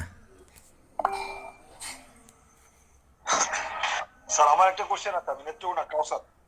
প্লিজ। স্যার আমার কোশ্চেনটা হচ্ছে, আমি আসলে ফিশারিতে নতুন, তো যে কারণে আপনার কিছু কথার মধ্যে আমি বুঝতে সমস্যা হচ্ছিল। আমার মেথড গুলা ধরেন বলি যে আপনার পুকুরটা স্টার্টিং এ যদি আমি প্রথম যখন যাব, আপনি বলছেন যে চাষ বলতে হাল চাষ যেটাকে বলি, সেটা কি স্যার? হ্যাঁ এটা হালকা শ্বাস করে দেবো, মাটিগুলো হালকা করে দেবো আর কি। এটা কি পাইপ রাখতে করবো নাকি পানি দিয়ে? আপনাকে আমরা শুনতে পাচ্ছি না, আমি শুনতে পাচ্ছি না। না ওই যে আছে না, ওই যে আমি বলি আপনাকে, মরিচ গাছ আছে, মরিচ গাছে যে মানুষ দেয় না, কোদাল, কি বলে যে এটাকে, কোদাল আপনাকে আমি শুনতে পাচ্ছি না। গাছে। জি স্যার। এই ঠিক এরকম, মানে বেশি ডিপ না, হালকা ডিপ করে দিবে আর কি, যাতে এটা সবচেয়ে বেটার হয়। যদি আপনাদের ওদিকে তো সয়েল ভালো থাকে, আপনারা ম্যাক্সিমাম একবার দিলে হবে। কিন্তু যেখানে এখানে সাউথে আর কি, বিশেষ করে বাংলাদেশের সাউথে যেখানে সয়েল খারাপ, ওইখানে কমপক্ষে 2 বার, বিশেষ করে যেগুলা ব্ল্যাক কালো সয়েল যেগুলা, এখানে কমপক্ষে 2 বার, বা যেগুলা স্যান্ডি সয়েল আছে ওইখানে হয়তো একবার দিলেও হতে পারে। কিন্তু আপনাদের ওখানে একবার শ্বাস দিয়ে নিলে ভালো, এটা মাটিটা অক্সিডাইজ হয়। দিয়ে কি আমি স্যার চুনটা দিব? চুন দেওয়ার পরে 5-7 দিন পরে আমি পানি দিব? হ্যাঁ পানি পানি দেওয়ার পরে আপনি 1 ফিট পানি দিয়ে রেখে দিবেন। রেখে দেওয়ার পর দেখবেন যে আপনার এখানে কোনো অর্গানিক আছে বা কিছু জন্মাচ্ছে কিনা পুকুরের তলায়। যদি অর্গানিক লোড বেশি থাকে, কিছু জন্মাবে, তাহলে অর্গানিক লোড আপনাকে কমাইতে হবে। জি স্যার। স্যার এটা কি স্যার পানির উপরে হবে নাকি পানির নিচে হবে? এটা প্রথমে মাটিতে হয়, এরপরে এটা যখন হিট হবে তখন এগুলা বেশি পানির উপরে চলে আসবে, দেখা যাবে এটা পানি ক্লিয়ার হয়ে যাবে, তলায় হলেও দেখা যাবে, বাসলেও দেখা যাবে। এটা আমি দেখাতে পারতাম, আমার কাছে ভিডিও আছে, এগুলা ভিডিও ছবি, একদম আমার নিজের করা কাজের ভিডিও ছবি আছে। কিন্তু আমি আরেকবার দেখাবো, এটা আমি শিখে নিব নাজমুল থেকে কিভাবে করতে হয়, কিন্তু আমি এখন পারতেছি না। তখন কি বুঝবো যে স্যার অর্গানিক লোড বেশি আছে, তখনই প্রোবায়োটিক ইউজ করবো স্যার, সয়েল প্রোবায়োটিক।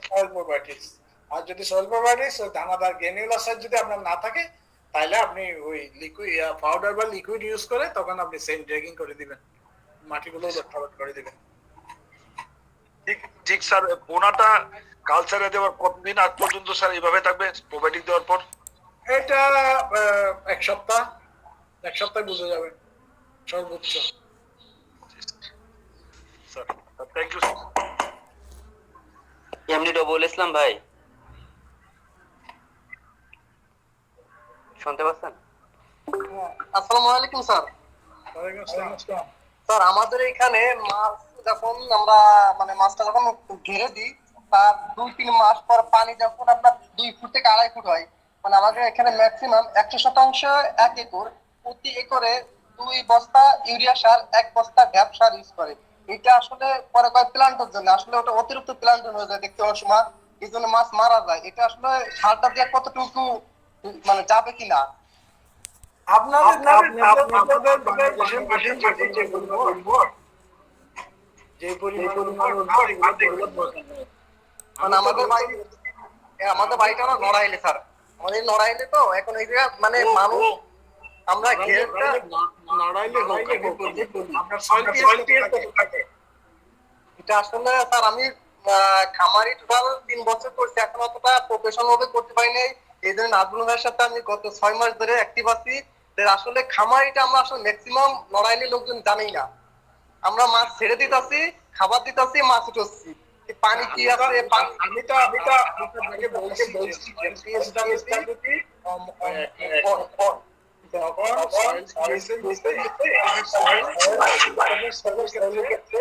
আয়রন এবং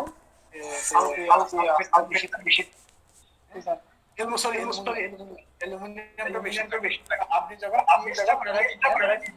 তখন কিন্তু হয়ে যায় যেখানে আয়রন বেশি থাকে তখন কিন্তু অন্যান্য এগুলো সয়েলে বাইন্ডিং অবস্থায় থাকে, এগুলো মাটিতে হয় না। পানি দিকে মানুষ কি করে অতিরিক্ত দেয় এটা দিয়ে করা। কিন্তু আপনি যদি বাড়ালে এগুলা কিন্তু জমিতে আসবে তাকে বলে দিতে হবে। রবিউল ভাই, আপনার মাইক্রোফোনটা মিউট করেন, কথা রিপিট আসতেছে। আশা করি আপনি বুঝতে পারছেন। আমি আপনাদেরকে যদি দেখাতে পারতাম যে আমি যে পন্ডটা রেডি করছি, ওই পন্ডে আমি যেভাবে বলছি ওভাবে বলছি, আমি ওখানে কিছুই দিই নাই। আমার এখন পানির colour become green, already green হয়ে গেছে 2-3 দিনের ভিতরে এটা গ্রিন হয়ে গেছে কালার। আমি কোনো রাইস ব্র্যান্ডও দিই নাই, কিচ্ছু দিই নাই, জাস্ট আমি সয়েল টেস্ট করে শুধু সুমটা দিছি। হ্যাঁ, তো আনফর্চুনেটলি ছবিগুলো আমি রেডি করে রাখছি আপনাদেরকে দেখানোর জন্য, কিন্তু আমি পারতেছি না এখন দেখাইতে। আমি দেখাবো আমার অন্য কোনো প্রোগ্রামে, কারণ আমাদের অনেকগুলো এরকম সিরিজ অফ প্রোগ্রাম হবে এক একটা টপিক্সের উপর। কারণ সবগুলো একসাথে আনলে কিছুই হবে না, কারণ এখানে প্রত্যেকটা একটা অনেক বড় বড় টপিক্স। হ্যাঁ, অনেক বড় বড় টপিক, এগুলা বলা খুব টাফ, মানে শেষ করা একদিনে সবগুলা খুবই কঠিন। অন্য সময় আরেকটা প্রোগ্রামে আমি এটা আপনাদেরকে দেখাবো যে আমার করা ছবিগুলো আর কি। জিএম মাসুদ রানা ভাই,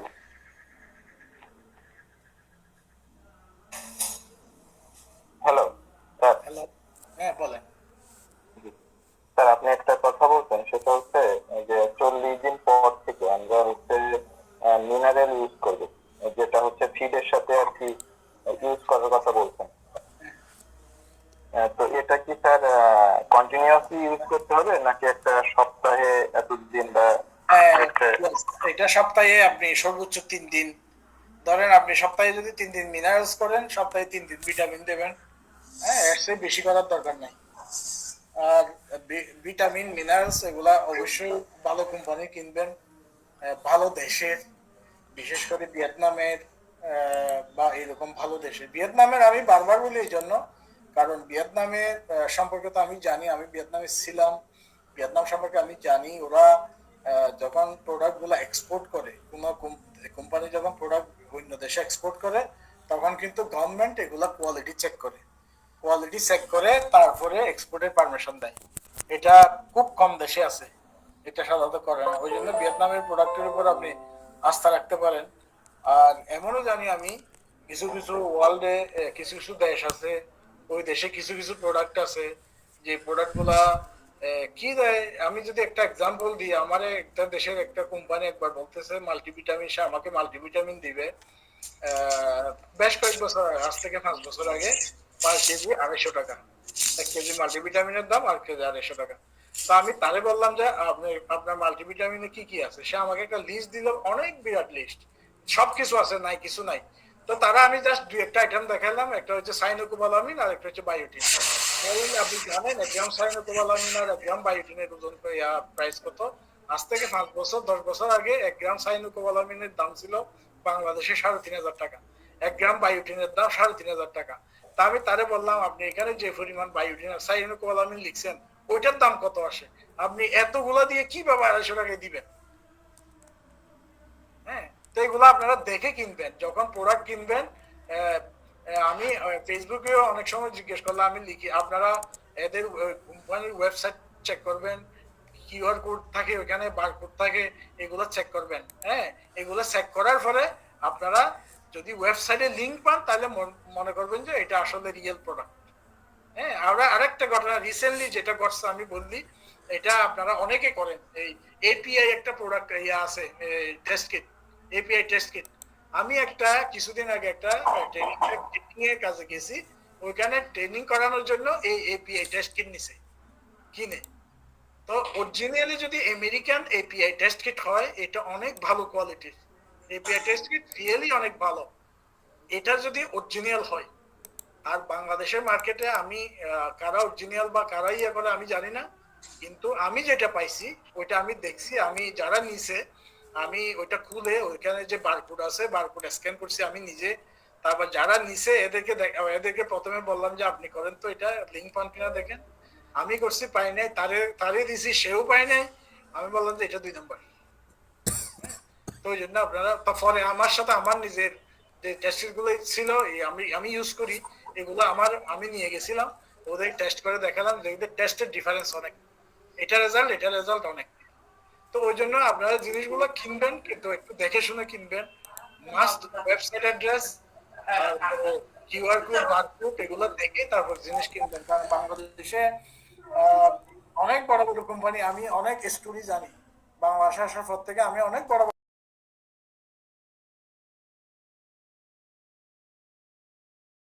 কোম্পানিকে ব্যাক খুলে ওই কোম্পানির নামে নাম দিয়ে ওইটা বিক্রি করে দিছে। কি করছে আল্লাহ জানে। ওই জন্য কেয়ারফুলি ইউজ করবেন আর কি। যেহেতু আপনারা টাকা দিয়ে কিনেন, অনেকে মিটফুট থেকে কিনে এনে তারপরে প্যাকেট করে ভিতরে লেখা দেয় জাপান, কোম্পানির নাম লিখে দেয় জাপান, তারপরে আমেরিকানকে ওইটা লিখে। আপনারা দেখে এগুলোকে দেখে শুনে কিনবেন। যেহেতু এখন সবার হাতের মধ্যে স্মার্টফোন আছে, অনলাইন আপনাদের নেটওয়ার্ক কানেকশন থাকে, সুতরাং আপনার এগুলো চেক করার কোনো ব্যাপার নেই। আপনি একটু আপনার মাইক্রোফোনটা অফ করবেন, মাইক্রোফোনটা অফ করবেন। নাজমুল ভাই, গুলশানারা আপুরে একটু মিউট করে দেন। এপিআই ফ্রেশ নামে ওদের মানে মেইন ওয়েবসাইট। ওরা অ্যামাজনে অ্যামাজন ইউএসএ তে ওরা প্রোডাক্ট সাপ্লাই দেয়। বা বাংলাদেশে এখন অনেক ড্রপ শিপিং কোম্পানি আছে স্যার, এরা কেজি পার ওয়েটে কিংবা ডলারের একটা চার্জ করে ওরা ডিরেক্ট ইউএসএ থেকে নিয়ে আসে কেয়ারিং করে। যদি একটু কস্ট বেশি, তারপরে একদম পিওর এপিআই অ্যামাজন ওদের মেইন ওয়েবসাইট থেকে ওরা এটা ডেলিভারি করে।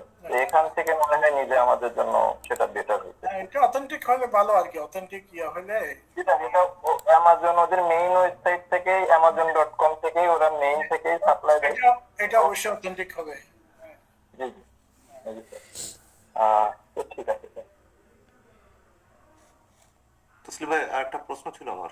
হ্যাঁ, ওই আমরা প্রোবায়োটিক সিলেক্ট করার ক্ষেত্রে আমাদের বাংলাদেশে 2 ধরনের স্ট্রেন পাওয়া যায়, একটা হলো ব্যাসিলাস স্ট্রেন আর একটা হলো আপনার কক্কাস জাতীয়, যেটা লিকুইড রোডোকক্কাস রোডোব্যাক্টর হ্যাঁ, এটা একটা পাওয়া যায়, আর একটা হলো ব্যাসিলাস স্ট্রেনের পাউডার ফর্মে। আমরা সয়েলের জন্য কোনটা সিলেক্ট করতে পারি বা দুটোই করবো কিনা, এটা ব্যাপারে একটু বলবেন। So, এগুলো এটা সয়েলের ক্ষেত্রে রুডোসিডোমোনাস এটা কাজ করে, সয়েলের এর জন্য কাজ করে, নো ডাউট। বেসিলাসের কিছু কিছু স্ট্রেন আছে, হ্যাঁ, যেমন লেসিনোফরমিস, হ্যাঁ, বেসিলাস সাবটিলিস না, লেসিনোফরমিস, এটা সয়েলের জন্য কাজ করে। তারপরে এখানে ইন্টারেস্টিং হলো রুডোকক্কাস বা রুডোসিডোমোনাস যেটাতে থাকে, ওরা তো আসলে কোনো কোম্পানিতে এগুলা সিক্রেট বলবে না। হতে পারে যে এখানে তারা নাইট্রোসোমোনাস বা নাইট্রোফাইন ব্যাকটেরিয়াও অ্যাড করে, এটাও হতে পারে, কিন্তু এগুলো তো বলে না, কারণ প্রত্যেকটা কোম্পানির তো একটা সিক্রেসি থাকে। তবে এক্ষেত্রে যেটা আমি বলছি যে আপনি লিকুইড বা ইয়াটা যেটাই ইউজ করেন এগুলো কাজ করবে, সবগুলোই কাজ করবে, নো ডাউট। বাট সেক্ষেত্রে আপনাকে সেন্ট ট্যাগিং করতে হবে। আপনি ধরেন এক্ষেত্রে দানাদার বা গ্রেনিউলার যে প্রোবায়োটিক্স গুলা, সয়েল প্রোবায়োটিক্স এগুলো গ্রেনিউলার, এগুলা ওইটা সেভ ভালো, ইভেন সেন্ট ট্যাগিং না করলেও এটা কাজ করে। হ্যাঁ, যেহেতু এটা বটর ইয়াতে চলে যায়, ইনসাইডে চলে যায়, কিন্তু ওইটাতে ইনসাইডে যাওয়ার সুযোগ থাকে না, তখন মাটিটা একটু উলটপালট করে দিতে হয় আর কি, তখন কাজ করবে। আর এগুলা ধরেন প্রোবায়োটিক্স গুলো অ্যাকচুয়ালি এইভাবে বানানো হয় যে আপনি দেখবেন যে সয়েল প্রোবায়োটিক্স হোক বা ওয়াটার প্রোবায়োটিক্স হোক, এগুলা স্ট্রেন গুলো অলমোস্ট সেম থাকে, একমাত্র গাট প্রোবায়োটিক্স ছাড়া। গাট প্রোবায়োটিক্স এ কিছু স্পেশালিটি আছে, আর সয়েল ওয়াটার প্রোবায়োটিক্স এগুলো অলমোস্ট সেম থাকে। যেমন ধরেন আপনি তো ইকোক্লিয়ার এস ইউজ করেন, আমি জানি, তো ইকোক্লিয়ার এস আপনি দেখবেন ইউজ করেন তো ওয়াটারে না, কিন্তু ইউজ করার পরে সয়েলে দেখবেন না সাদা একটা লেয়ার পড়ে যায়, তো এটা নিশ্চয়ই ওয়াটারে কাজ, সয়েলে কাজ করে, এরকম আর কি।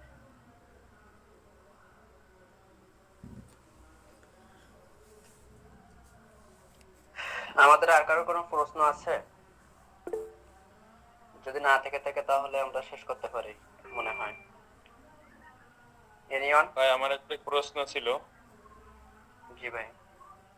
সম্রাট নড়াইল থেকে বলছি। আমরা তো এই যে বিভা সয়েল ব্যবহার করি, এটার গুণগত মান কেমন? ফিস্টেকের যে বিভা সয়েল, বিভাসেল এটা ভালো, এটা তো গ্র্যানুলার প্রোবায়োটিক্স। আমার মনে হয় আমি বাংলাদেশে হয়তো দুইটা গ্র্যানুলার প্রোবায়োটিক্স জানি, তার মধ্যে একটা বিভাস অয়েল আর একটা হোয়াইট ক্যানের প্রোডাক্ট আছে।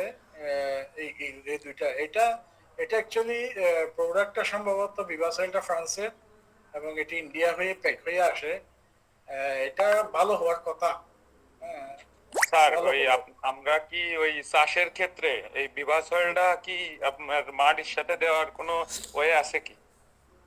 হ্যাঁ, ওই যে আপনি যখন পন্ড প্রিপারেশন করবেন, আমি যেভাবে বলছি ওভাবে আপনি পন্ড প্রিপারেশনের সময় সয়েলে আগে দিয়ে দিবেন, লোডটা টেস্ট করে নেবেন, এটা আপনার অর্গানিক লোডটা টেস্ট করে ফেলতে পারবেন, ওই প্রোবায়োটিক্স দিয়ে যেভাবে বলছি ওভাবে টেস্ট করতে পারবেন। এরপরে যখন আপনি ফার্মিং করবেন তখন মিনিমাম 1 মাস পরের থেকে এই সয়েল প্রোবায়োটিক্সটা দিতে থাকবেন। যদি আপনি হাই ডেনসিটিতে ফার্মিং করেন অবশ্যই দিবেন সয়েল প্রোবায়োটিক্স। তবে এভাবে দেওয়াটা ভালো, যেহেতু আমাদের দেশে সেন্ট ড্রাগিং এর কালচারটা নাই, এই কারণে বলতেছি যে এই প্রোবায়োটিক্স গুলো দেওয়া ভালো। স্যার আমার একটা প্রশ্ন ছিল স্যার। হ্যাঁ বলেন। আসসালামু আলাইকুম স্যার, আমি আল মামুন খুলনা দক্ষিণ থেকে বলছি, কয়রা থানা। স্যার আমি প্রথম মানে মাছের জগতে আর কি, আর আমাদের দিকে ঘেরগুলো হলো আপনার বড় আকারে হয়। সেরকম আমি একটা এবছর ঘের নিচ্ছি 13 বিঘা। এখন আমাদের এদিকে হলো আপনার প্রতি 15 দিন অন্তর অন্তর পিএল ছাড়া হয়। এখন আমি কি পিএল এর জন্য কি আলাদা কোনো নার্সিং করবো, নার্সিং পয়েন্ট, নাকি ওই পুরা ঘেরে একবারে একটু ছেড়ে দিব? এটা নার্সিং করে দিতে পারলে ভালো। হ্যাঁ, 15 দিন পর পরে ছাড়েন আপনি, ওই 15 দিন পর নার্সিং থেকে তুলে দেন, কারণ নার্সারি একটা নির্দিষ্ট এরিয়াতে আপনি যদি একটা কর্নার কোনায় যদি আপনি, এগুলো তো সাতক্ষীরাতে প্র্যাকটিস করে সবাই, একটা কোনায় যদি আপনি এমন ভাবে নার্সারিটা করবেন একটু লম্বা করে, যাতে মাছটা ধরতে সুবিধা হয়, এভাবে যদি করেন এটা ভালো। নার্সিং একটু শ্যালো হবে, উপরে একটু ছাউনি দিবেন অর্কিড নেট দিয়ে বা কিছু একটা দিয়ে, যাতে শ্যালো হলে যেহেতু অতিরিক্ত গরম হবে তখন দিবেন, এইভাবে দিবেন যাতে অ্যাকচুয়ালি ফোনাটা ছাড়া উচিত হচ্ছে 1 মাস বয়সী ফোনা ঘেরে ছাড়া উচিত। তাহলে মাছটা বটমে যাবে এবং সে ক্রলিং করবে, এবং সে ক্রলিং করা মানে কি, বটমে ক্রলিং করা মানে হচ্ছে, ক্রলিং মানে হাঁটা আর কি, পা দিয়ে হাঁটা। তখন কিন্তু আপনার বটমটা সে নিজেই পরিষ্কার করে দিবে। কিন্তু আপনি যদি এসে কম বয়সী ফোনা ছাড়েন তখন কিন্তু এটা সে পারে না, এ পারবে 1 মাস পরে। তো আপনি যদি এটা 1 মাস নার্সিং করে দেন, তবে হ্যাঁ, নার্সিং এর সাথে, যেহেতু আমাদের দেশে টেম্পারেচারটা অনেক হাই থাকে, তো নার্সিংটা অবশ্যই আপনাকে একটু কেয়ারফুলি করতে হবে। একটু শ্যালো পানি হবে, বাট উপরে আপনি শেড নেট বা ওকিন নেট বলে এগুলাকে দেখবেন বিভিন্ন হ্যাচারিতে ইউজ করে, এটা 60% বা 40%। আমাদের দেশে এই সাইজটা আসে না, আমি দেখছি যে এটা 50% 80% আসে, এটা আবার ভালো না।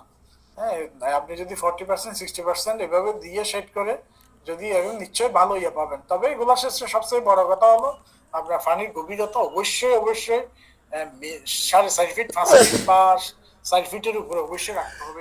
কতগুলো বেসিক জিনিস আছে, এগুলোর সাথে কোনো স্যাক্রিফাইস নেই, কোনো স্যাক্রিফাইস নেই।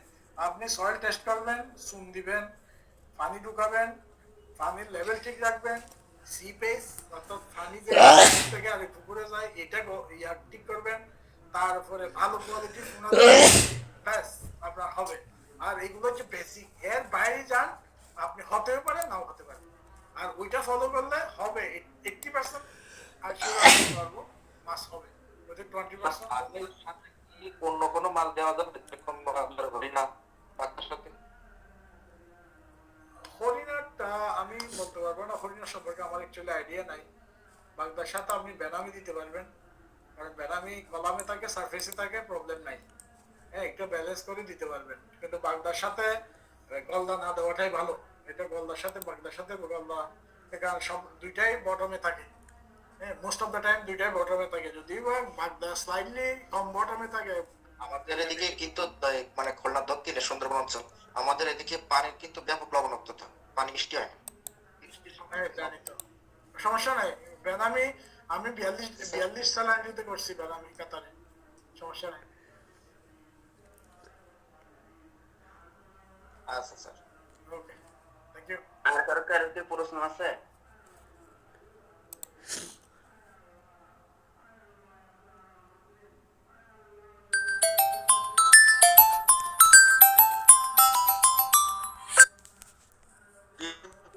স্যার আমরা এই যে সাধারণত যে নেটিংটা কি একদম বটম থেকে নেটিং করে নেওয়াটা ভালো হবে নাকি বটমটা নেট ছাড়া রাখবো? না না, বটম নেটিং করবেন না, বটম নেটিং করার দরকার নেই। হ্যাঁ, বটম সাইডে করবেন। আমি একটা জিনিস আপনাদেরকে বলি, যেটা সয়েল অ্যাটাচমেন্টে সবচেয়ে ভালো হলো গলদার বাগদা। Soil attachment must compulsory. হ্যাঁ, এটা গ্রোথের জন্য খুবই ইম্পর্টেন্ট। গলদা বা বাগদা সয়েল অ্যাটাচমেন্ট গ্রোথের জন্য খুবই দরকার। আর ভ্যানামিটা আপনি করতে পারেন যে কোনো ভাবে, যেহেতু এটা ওয়াটার কলামে থাকে, সারা সব পানিতে থাকে। যদি 5 ফিট পানি থাকে, 5 ফিটের মধ্যে মাছ থাকে, ভ্যানামি কোনো ইস্যু না। ওই জন্য ভ্যানামি সিমেন্টের ট্যাঙ্কে করা যায়, লাইনার পন্ডেও করা যায়। হ্যাঁ, ভ্যানামির জন্য কোনো ব্যাপার না। কিন্তু গলদা বাগদা এগুলো সয়েল অ্যাটাচমেন্টে সবচেয়ে ভালো হয়, গ্রোথ সবচেয়ে বেশি হয়। বিশেষ করে গলদা তো সিরিয়াস, গলদা তো সিমেন্টের ট্যাঙ্ক আর লাইনার ট্যাঙ্কে তো বাড়বেই না। হ্যাঁ, যদি বা বাগদা কিছু বাড়ে, কিন্তু বাড়লেও ফার্মিং এর ক্ষেত্রে এটা হয় না ভিজিবল। আমি মনে করি এটা ফিজিবিলিটি আছে খুব বেশি ফার্মিং এর ক্ষেত্রে। ওইটা আমরা যারা বোর্ড স্টক করি বাগদার, এগুলো বায়ো সিকিউরিটির জন্য আমরা বটমটাকে সিমেন্টেড করে ফেলি, যার কারণ এখানে গ্রোথের কোনো ইস্যু নাই, এখানে পারফরমেন্সের ইস্যু। তো ফার্মিং এর ক্ষেত্রে অবশ্যই বন বটম বেস্ট গলদা এবং বাগদার জন্য। স্যার একটু বাকি ছিল কোশ্চেনটা হচ্ছে যে আমরা যখন বিএলটা নেত্রকোনা, খুলনা থেকে নেত্রকোনার মতো জায়গা নিয়ে আসবো, এটা লং ডিস্টেন্স 14-15 ঘন্টা যদি লেগে যায়, এটা কি হতে পারে? আরেকটা প্রশ্ন হচ্ছে, আমরা পিএলটা চাষিদের কাছে যখন পৌঁছে তার বয়স কত থাকে, একদম জন্ম থেকে বয়স কত থাকে কাস্টমারের হাতে যখন যায়? এটা কারণটা এটা একটা বড় কারণ হচ্ছে আমাদের এলাকায় যারা ক্যাটফিশ করি, অনেক সময় রেনু নিয়ে এসে আমরা ম্যাক্সিমাম চাষি রেনুটাকে মেনটেন করতে পারি না নার্সিং পয়েন্টে, অনেক সময় মারা যায়। যেহেতু গলদার মতো পোনা এত দামি, এটা সেই রিস্ক ফ্যাক্ট গুলা কি থাকে স্যার কাইন্ডলি? রিস্ক ফ্যাক্টর এটা যে অনেক অনেক লং ডিস্টেন্সে, এটা তো সাধারণত গলদা রেনু বাংলাদেশে যেভাবে ডেলিভারি দেওয়া হয় এটা আসলে ওই সাইজের ডেলিভারি দেওয়াটা ঠিক না। এটা বডি স্ট্রেংথ খুব কম থাকে, এটা মিনিমাম PL15 এর আগে ডেলিভারি না দেওয়াটা সবচেয়ে ভালো। এটা দিতে হবে PL15 থেকে PL20, অর্থাৎ যেদিন থেকে মাছটা পিএল হবে, যেদিন স্টকিং না, অর্থাৎ জুইয়া লার্ভা যেদিন স্টকিং করে ওই দিন না, যেদিন থেকে পিএল হবে, হ্যাঁ ওই দিন থেকে কমপক্ষে 15 থেকে 20 দিনের ভিতরে এটা দিতে হবে, তখন এটা বডি স্ট্রেংথ আসে। কিন্তু গলদার ক্ষেত্রে যেটা হয়, এটা যেহেতু মানে খুব হাইলি ক্যানাবালিস্টিক নেচার আছে, অর্থাৎ একটা খাওয়ার একটা নেচার আছে, সুতরাং এগুলা ক্যারি করার সময় খুব কেয়ারফুলি ক্যারি করতে হয় গলদাটা। সেক্ষেত্রে টেম্পারেচারটা যদি একটু ডাউন করে দেওয়া হয়, মেটাবলিজমটা কমে যায়, তখন এটা ট্র্যাক্টরে ধরে কম ধরে, তারপর সার্ভিস এরিয়াটা একটু বাড়া দিতে হয়। হ্যাঁ, বেনামি আবার বাগদার ক্ষেত্রে যেভাবে দেওয়া হয়, সার্ভিস এরিয়া দেওয়া হয় কেরিং এর সময়, কিন্তু বাগদার ক্ষেত্রে বেনামি গলদার ক্ষেত্রে এটা সার্ভিস এরিয়াটা অনেক বড় করে দেওয়া, বেশি করে দিতে হয়। সেক্ষেত্রে কিছুটা ওইগুলা কমানোর সম্ভাবনা আছে, কারণ 15 ঘন্টা নট সো ইজি, এটা অনেক লং ডিস্টেন্স। তারপরে মাছের পলিব্যাগের ভিতরে মাছের ডেন্সিটি কমা দিতে হবে। যেমন আমরা যেগুলো প্যারেন্ট স্টক নিয়ে আসি, প্যারেন্ট স্টক মানে যেগুলো দিয়ে আমরা ব্রুড স্টক করি, তো এগুলোতে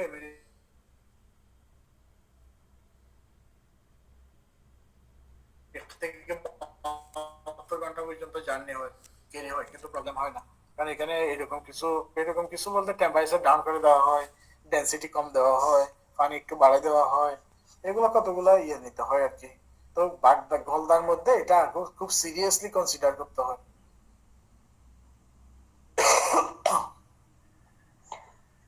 আর কারো কি প্রশ্ন আছে?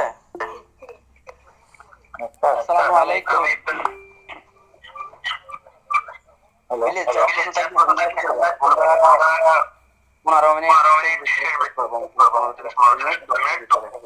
আসসালামু আলাইকুম, আমি ডাক্তার মিজানুর রহমান বলছিলাম, ভাগ্য স্যার।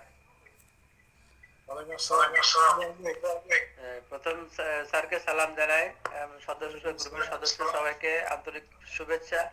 এতক্ষণ ধরে স্যারের খুব মূল্যবান বক্তব্য খুব মনোযোগ সহকারে শুনলাম, ইনশাআল্লাহ আল্লাহ ইচ্ছায়।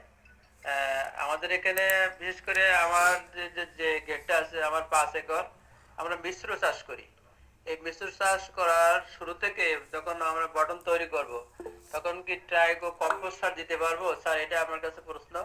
আর আমরা সহজ শর্তে কিভাবে মাটি এবং পানি মাপতে পারি,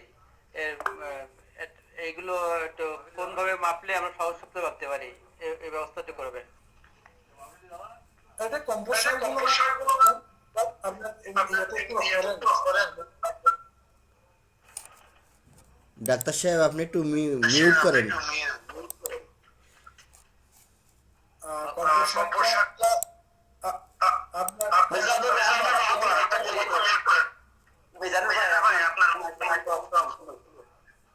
হ্যাঁ, বন্ধ রাখবো না কি করবো? জি জি জি,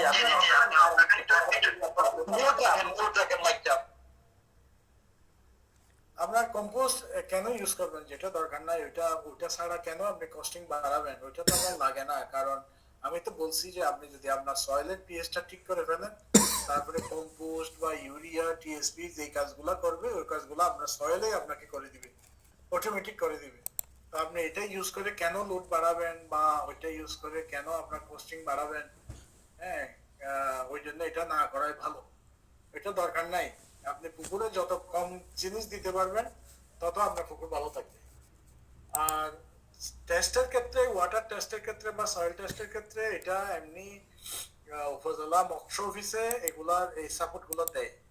আমি জানি উপজেলা মৎস্য অফিসে সয়েল টেস্ট কিট থাকে, সয়েল টেস্টার থাকে, আর অন্য প্যারামিটার টেস্ট করার এমনি অপশন আছে ওখানে, কিন্তু গভর্নমেন্টের বাজেট আছে আমি জানি, কিন্তু আপনাদের ওখানে আছে কিনা বা ইয়াতে থাকে কিনা জানি না। সেক্ষেত্রে যদি এরকম না থাকে, তাহলে আপনারা এক কাজ করতে পারেন, ধরেন আপনারা 5-10 জন খামারি মিলে, এগুলোর দাম বেশি না, 5-10 জন মিলে যদি আপনারা কিনেন, তাহলে সেক্ষেত্রে আপনাদের কস্ট অনেক সেভ হবে। যেমন সয়েল টেস্টারটা আমি দেখাই আপনাকে, এই যে, এটা, হ্যাঁ, এটা খুব বেশি দাম না, 6,000 টাকা।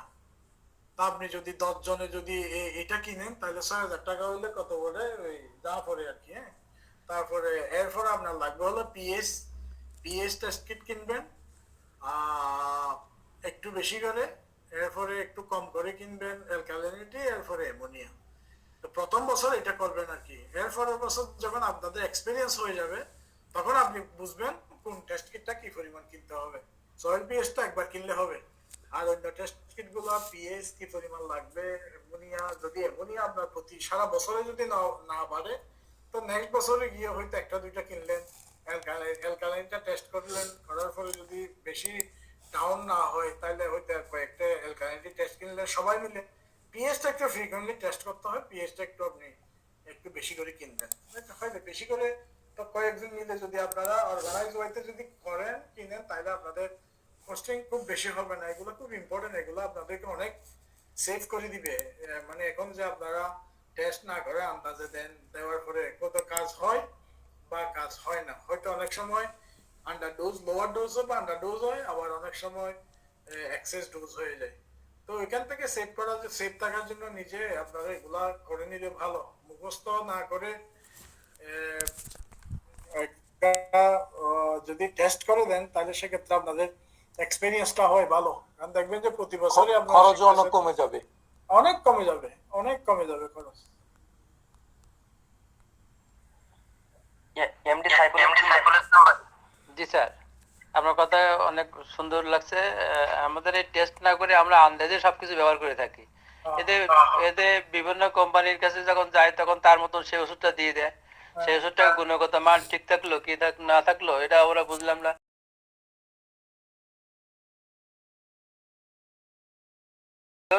পিএইচ কিংবা মাটির সয়েল টেস্ট যেটা অ্যামোনিয়া,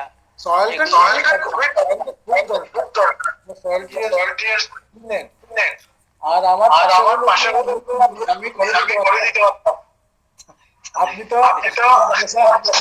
পাই গেছে জি।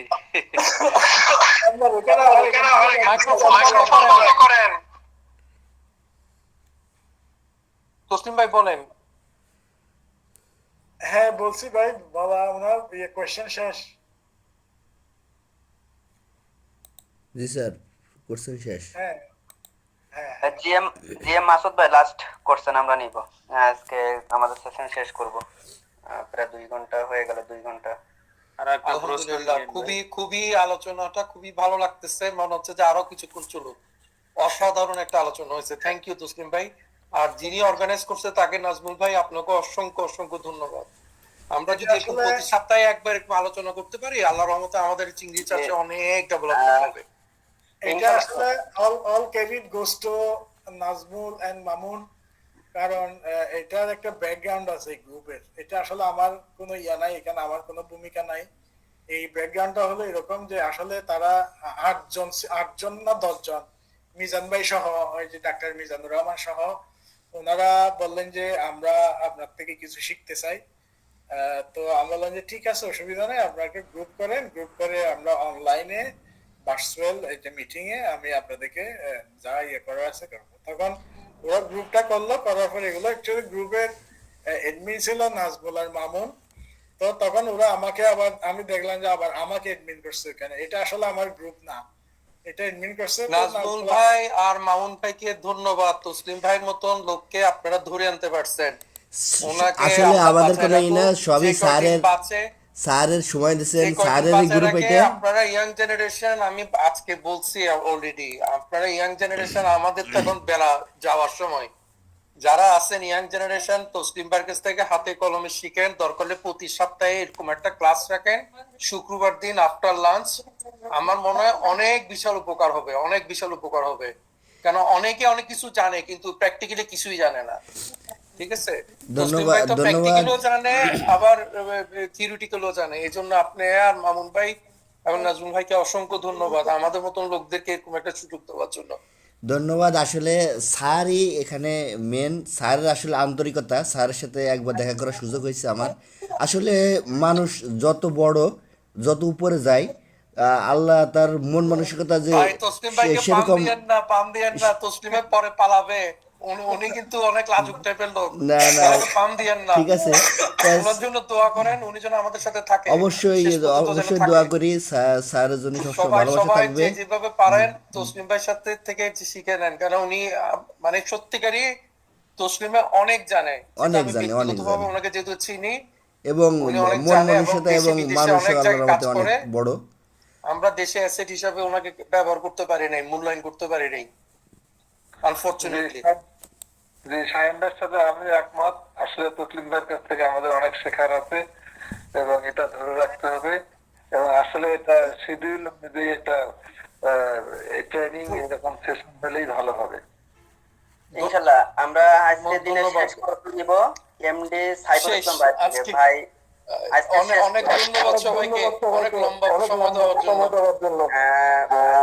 এমডি সাইফুল ভাই, প্লিজ। আসসালামু আলাইকুম। সাইফুল ভাই আপনি 10 মিনিটের মধ্যে হ্যান্ড রাইজ করতে কিন্তু ওনাকে সময় দিতে পারে, আমরা শুরু করতে পারি। এর জন্য লাস্ট করতে লাগবে ওনাকে, সেশন শেষ করব আমরা ইনশাআল্লাহ। স্যার শুনতে পাচ্ছেন? স্যার শুনতে পাচ্ছেন?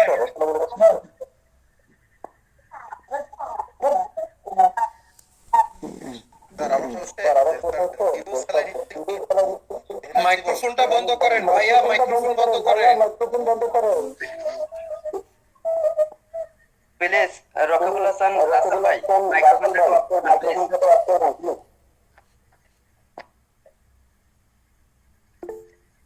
স্যার তসলিম স্যারের কাছে আমার প্রশ্ন হচ্ছে, স্যার জিরো স্যালাইনিটিতে কি বেনামি সম্ভব স্যার?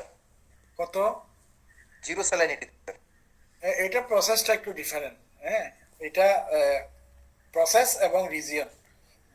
ধরেন আপনি যদি ইনল্যান্ড এরিয়াতে হন, অর্থাৎ আপনার এরিয়া যদি উত্তরবঙ্গে বা এদিকে হয়, এখানে খুবই টাফ হবে এবং এক্সপেন্সিভ হবে। আর যদি আপনি দক্ষিণবঙ্গে হন, তাহলে প্রাথমিকভাবে আপনাকে একটু অ্যাডজাস্ট করে নিতে হবে স্যালারিটা। এখানে যেহেতু প্যারামিটার গুলো ভালো থাকে, সয়েল স্যালারি থাকে, সুতরাং এদিকে সম্ভব। কিন্তু এটা ইংল্যান্ডে টাফ, কারণ এখানে আমি স্যার ভোলা থেকে বলছি। এর আগে গত বছর আমি পরীক্ষামূলক করেছিলাম স্যার, মোটামুটি ভালোই রেজাল্ট পেয়েছে। হ্যাঁ, সেটাই বলতেছি, বুলা তো এটা দক্ষিণে। হ্যাঁ, আমি ওই ইংল্যান্ড বলতে বুঝাচ্ছি যে ধরেন ময়মনসিংহ, খুলনা, সরি কুমিল্লা, এই যে রংপুর, দিনাজপুর, ওইসব এরিয়া ওগুলো বলতে। ডাউনে যেটা হবে কোস্টাল এরিয়া গুলাতে, এগুলো হবে যেখানে সয়েল স্যালাইনিটি থাকে, ওখানে হবে, প্রবলেম হবে না। হ্যাঁ, আর যদি দেখবেন যে ভালো ফোনাগুলা, যাতে ফোনাগুলো ভালো হয় আর কি, আর প্যারামিটার গুলো টেস্ট করবেন। বিশেষ করে এখানে গলদাতে কিন্তু এই প্যারামিটার গুলো এত সেন্সিটিভ না। গলদার গুলো স্পেশাল ক্যারেক্টার আমি আপনাদেরকে বলি। গলদা লো মিনারেলসে ভালো ফার্মিং হয়, লো ডিজলভ অক্সিজেনে ভালো ফার্মিং হয়। হ্যাঁ, তো লো প্যারামিটার, যেমন ধরেন আপনার অ্যালকালিনিটি লো হইলে, পিএইচ লো হইলে ফার্মিং হয়, কিন্তু বেনামি বাগদা হয় না। এগুলা একটা নির্দিষ্ট রেঞ্জের মধ্যে থাকতে হয়। হ্যাঁ, যেমন আমি এমনও জানি, যেমন আমি কম্বোডিয়াতে যে গলদা ফার্মিং করি, আমার পন্ডের পিএইচ হচ্ছে 7.1। 7.1 এর উপরে জীবনেও বাড়ে না। হ্যাঁ, এটা বিভিন্ন কারণে বাড়ে না, ওখানে একটু ইয়ের কারণে, কিন্তু আমার ইয়ার কোনো প্রবলেম হয় না। তারপর আমার পুকুরের পানি অসম্ভব রকম গোলা, আমি এরিয়াটা চালালেও অক্সিজেন বাড়াতে পারি না। আমার ওখানে ডিজলভ অক্সিজেন থাকে 2.5। হ্যাঁ, কিন্তু এটা যদি আপনি বেনামি এবং বাগদাতে করেন, 2.5-এ কিন্তু গ্রোথ আসবে না এবং রিক্স, মারা যাবে। তো এই জন্য গলদা সেফ, কিন্তু বেনামি আর সেন্সিটিভ। ওই জন্য টেস্টিং গুলো রাখবেন, টেস্ট করবেন, অ্যালকালিনিটিটা ঠিক রাখবেন, পিএইচ গুলো ঠিক রাখবেন, মিনারেলস গুলো ঠিক রাখবেন। এগুলোতে মিনারেলস, হ্যাঁ, তাহলে ইনশাল্লাহ আশা করি সমস্যা হবে না। ধন্যবাদ স্যার, আল্লাহ আপনাকে বাঁচায় রাখুক স্যার। আপনি থাকলে আশা করি সম্ভব। অসংখ্য ধন্যবাদ তাসলিম মাহমুদ স্যারকে, যে এত মূল্যবান সময় আমাদের দেওয়ার জন্য। আমরা প্রান্তিক চাষি, আমরা চাই যে স্যারের মাধ্যমে প্রযুক্তি জ্ঞানকে সামনে নিয়ে চাষিরা আমরা এগিয়ে যেতে। আমাদের অনেক জানি আমরা, কিন্তু আবার অনেক আমরা কম জানি, মানে ভুল প্রয়োগটা আমাদের হয়েছে। তার সাথে অসংখ্য ধন্যবাদ জানাই আপনাদের যারা যুক্ত হয়েছেন সেই প্রায় 4টা থেকে এখন 10টা বাজে, 2 ঘন্টা সময় দিয়ে। আপনারা তো আমার অনুপ্রেরণা, উৎস। আমরা আছি আপনাদের সাথে আমি এবং মামুন ভাই চেষ্টা করবো যে আপনাদের যে স্যারের মাধ্যমে স্যারের যে ক্লাসগুলো ডে বাই ডে কিভাবে ইনক্রিজ করা যায় এবং টাইম এবং শিডিউলটা ঠিক করে দিতে। যেহেতু স্যার একজন বিজি মানুষ, আমাদের মানতে হবে। তারপরেও স্যারের যে ফ্রি টাইমটুকু থাকে সেই টাইমটুকু ম্যানেজমেন্ট করে আমরা সামনের যে দিনের যে সেশনগুলো হবে আমরা টাইম এবং ঠিক করে দিব, তারিখ এবং সময় নির্ধারণ করে দিব ইনশাল্লাহ। অসংখ্য ধন্যবাদ Thank you, জানাই। Najmal. Thank you, Mamun. Thank you, everybody. আল্লাহ হাফেজ সবাই। আসসালামু আলাইকুম। আসসালামু আলাইকুম। নাজমুল ভাই, আপনার কাছে একটু আমার প্রশ্ন ছিল, ছোট্ট একটা, সরি প্লিজ। নাজমুল ভাই কাছে এটা স্যারকে এটার জন্য আমি বিরক্ত করি না, আসলে প্রশ্নটা আমার হচ্ছে ভিত্তিহীন। আমিও ভোলা থেকে, ঠিক আছে, আমি থাকি সৌদি আরব, আমার আব্বু আর কি বাসায় থাকে, উনি একান্ত ফ্রি থাকে। আমি আসলে আপনাদেরকে এখন এই মিটিং এ যুক্ত আছি আলহামদুলিল্লাহ। আর আমিও বিভিন্ন গ্রুপে আমি অ্যাড আছি, আপনাদের যেমন একটা গ্রুপ চালায় শৌকত, সাথে আমি অ্যাড আছি। ওই গ্রুপ থেকে আমি অনেক কিছু ইনফরমেশন, প্রত্যেকটা প্রশ্ন খুব ভালোভাবে দেখি যে কাসেম স্যার বলছেন, প্রত্যেকটা কথা খুব মনোযোগ সহকারে আমি 2 ঘন্টা শুনছি। আমি আসলে উদ্যোক্তা হতে চাই, এই চাষে আমি আগ্রহী, ঠিক আছে। এখন আমি শুরু করিনি, ঠিক আছে, ইনশাল্লাহ, কিন্তু আমি প্রচুর আগ্রহী এটা শুরু করার জন্য। তো আমি একটা প্রশ্ন এমনিতে রাখতেছি, প্রশ্ন আসলে ভিত্তিহীন আমি জানি, তারপরে বলতেছি যে আমার শুরু করতে গেলে মোটামুটি প্রপারলি আমার লাইক কস্ট কত করতে পারে, আনুমানিক যদি আইডিয়া যদি আপনি আমাকে দিতেন এটার জন্য, ঠিক আছে। আমি খুবই দুঃখিত আর কি এই প্রশ্নটা করার জন্য।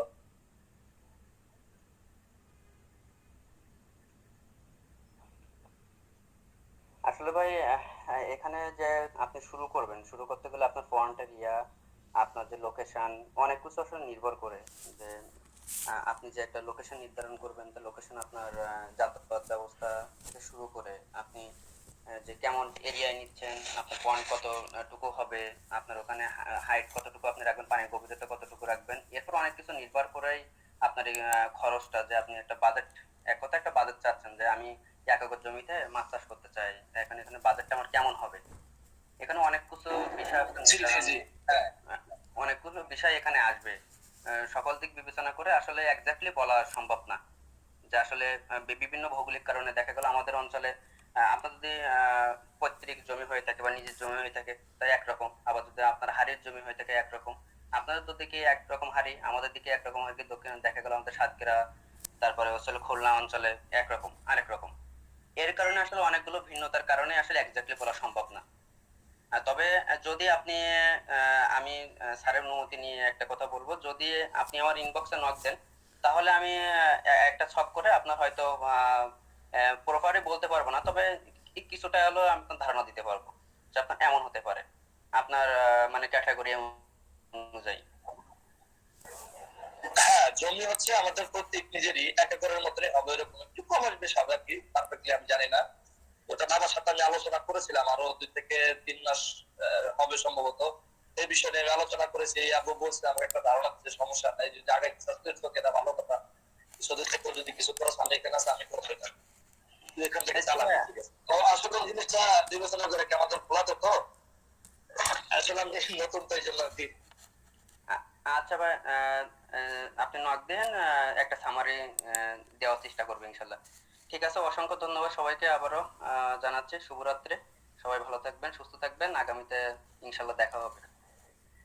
Thank you, ইনশাআল্লাহ, ইনশাআল্লাহ। আসসালামু আলাইকুম ওয়া রাহমাতুল্লাহ। আসসালামু আলাইকুম রহমতুল্লাহ। Assalamu alaikum wa rahmatullah. আসসালামু আলাইকুম। আসসালামু আলাইকুম ওয়া রাহমাতুল্লাহ। সাগর ভাই, একটা আমি ইনবক্সে আপনাকে নক দিচ্ছি। জি জি ভাইয়া।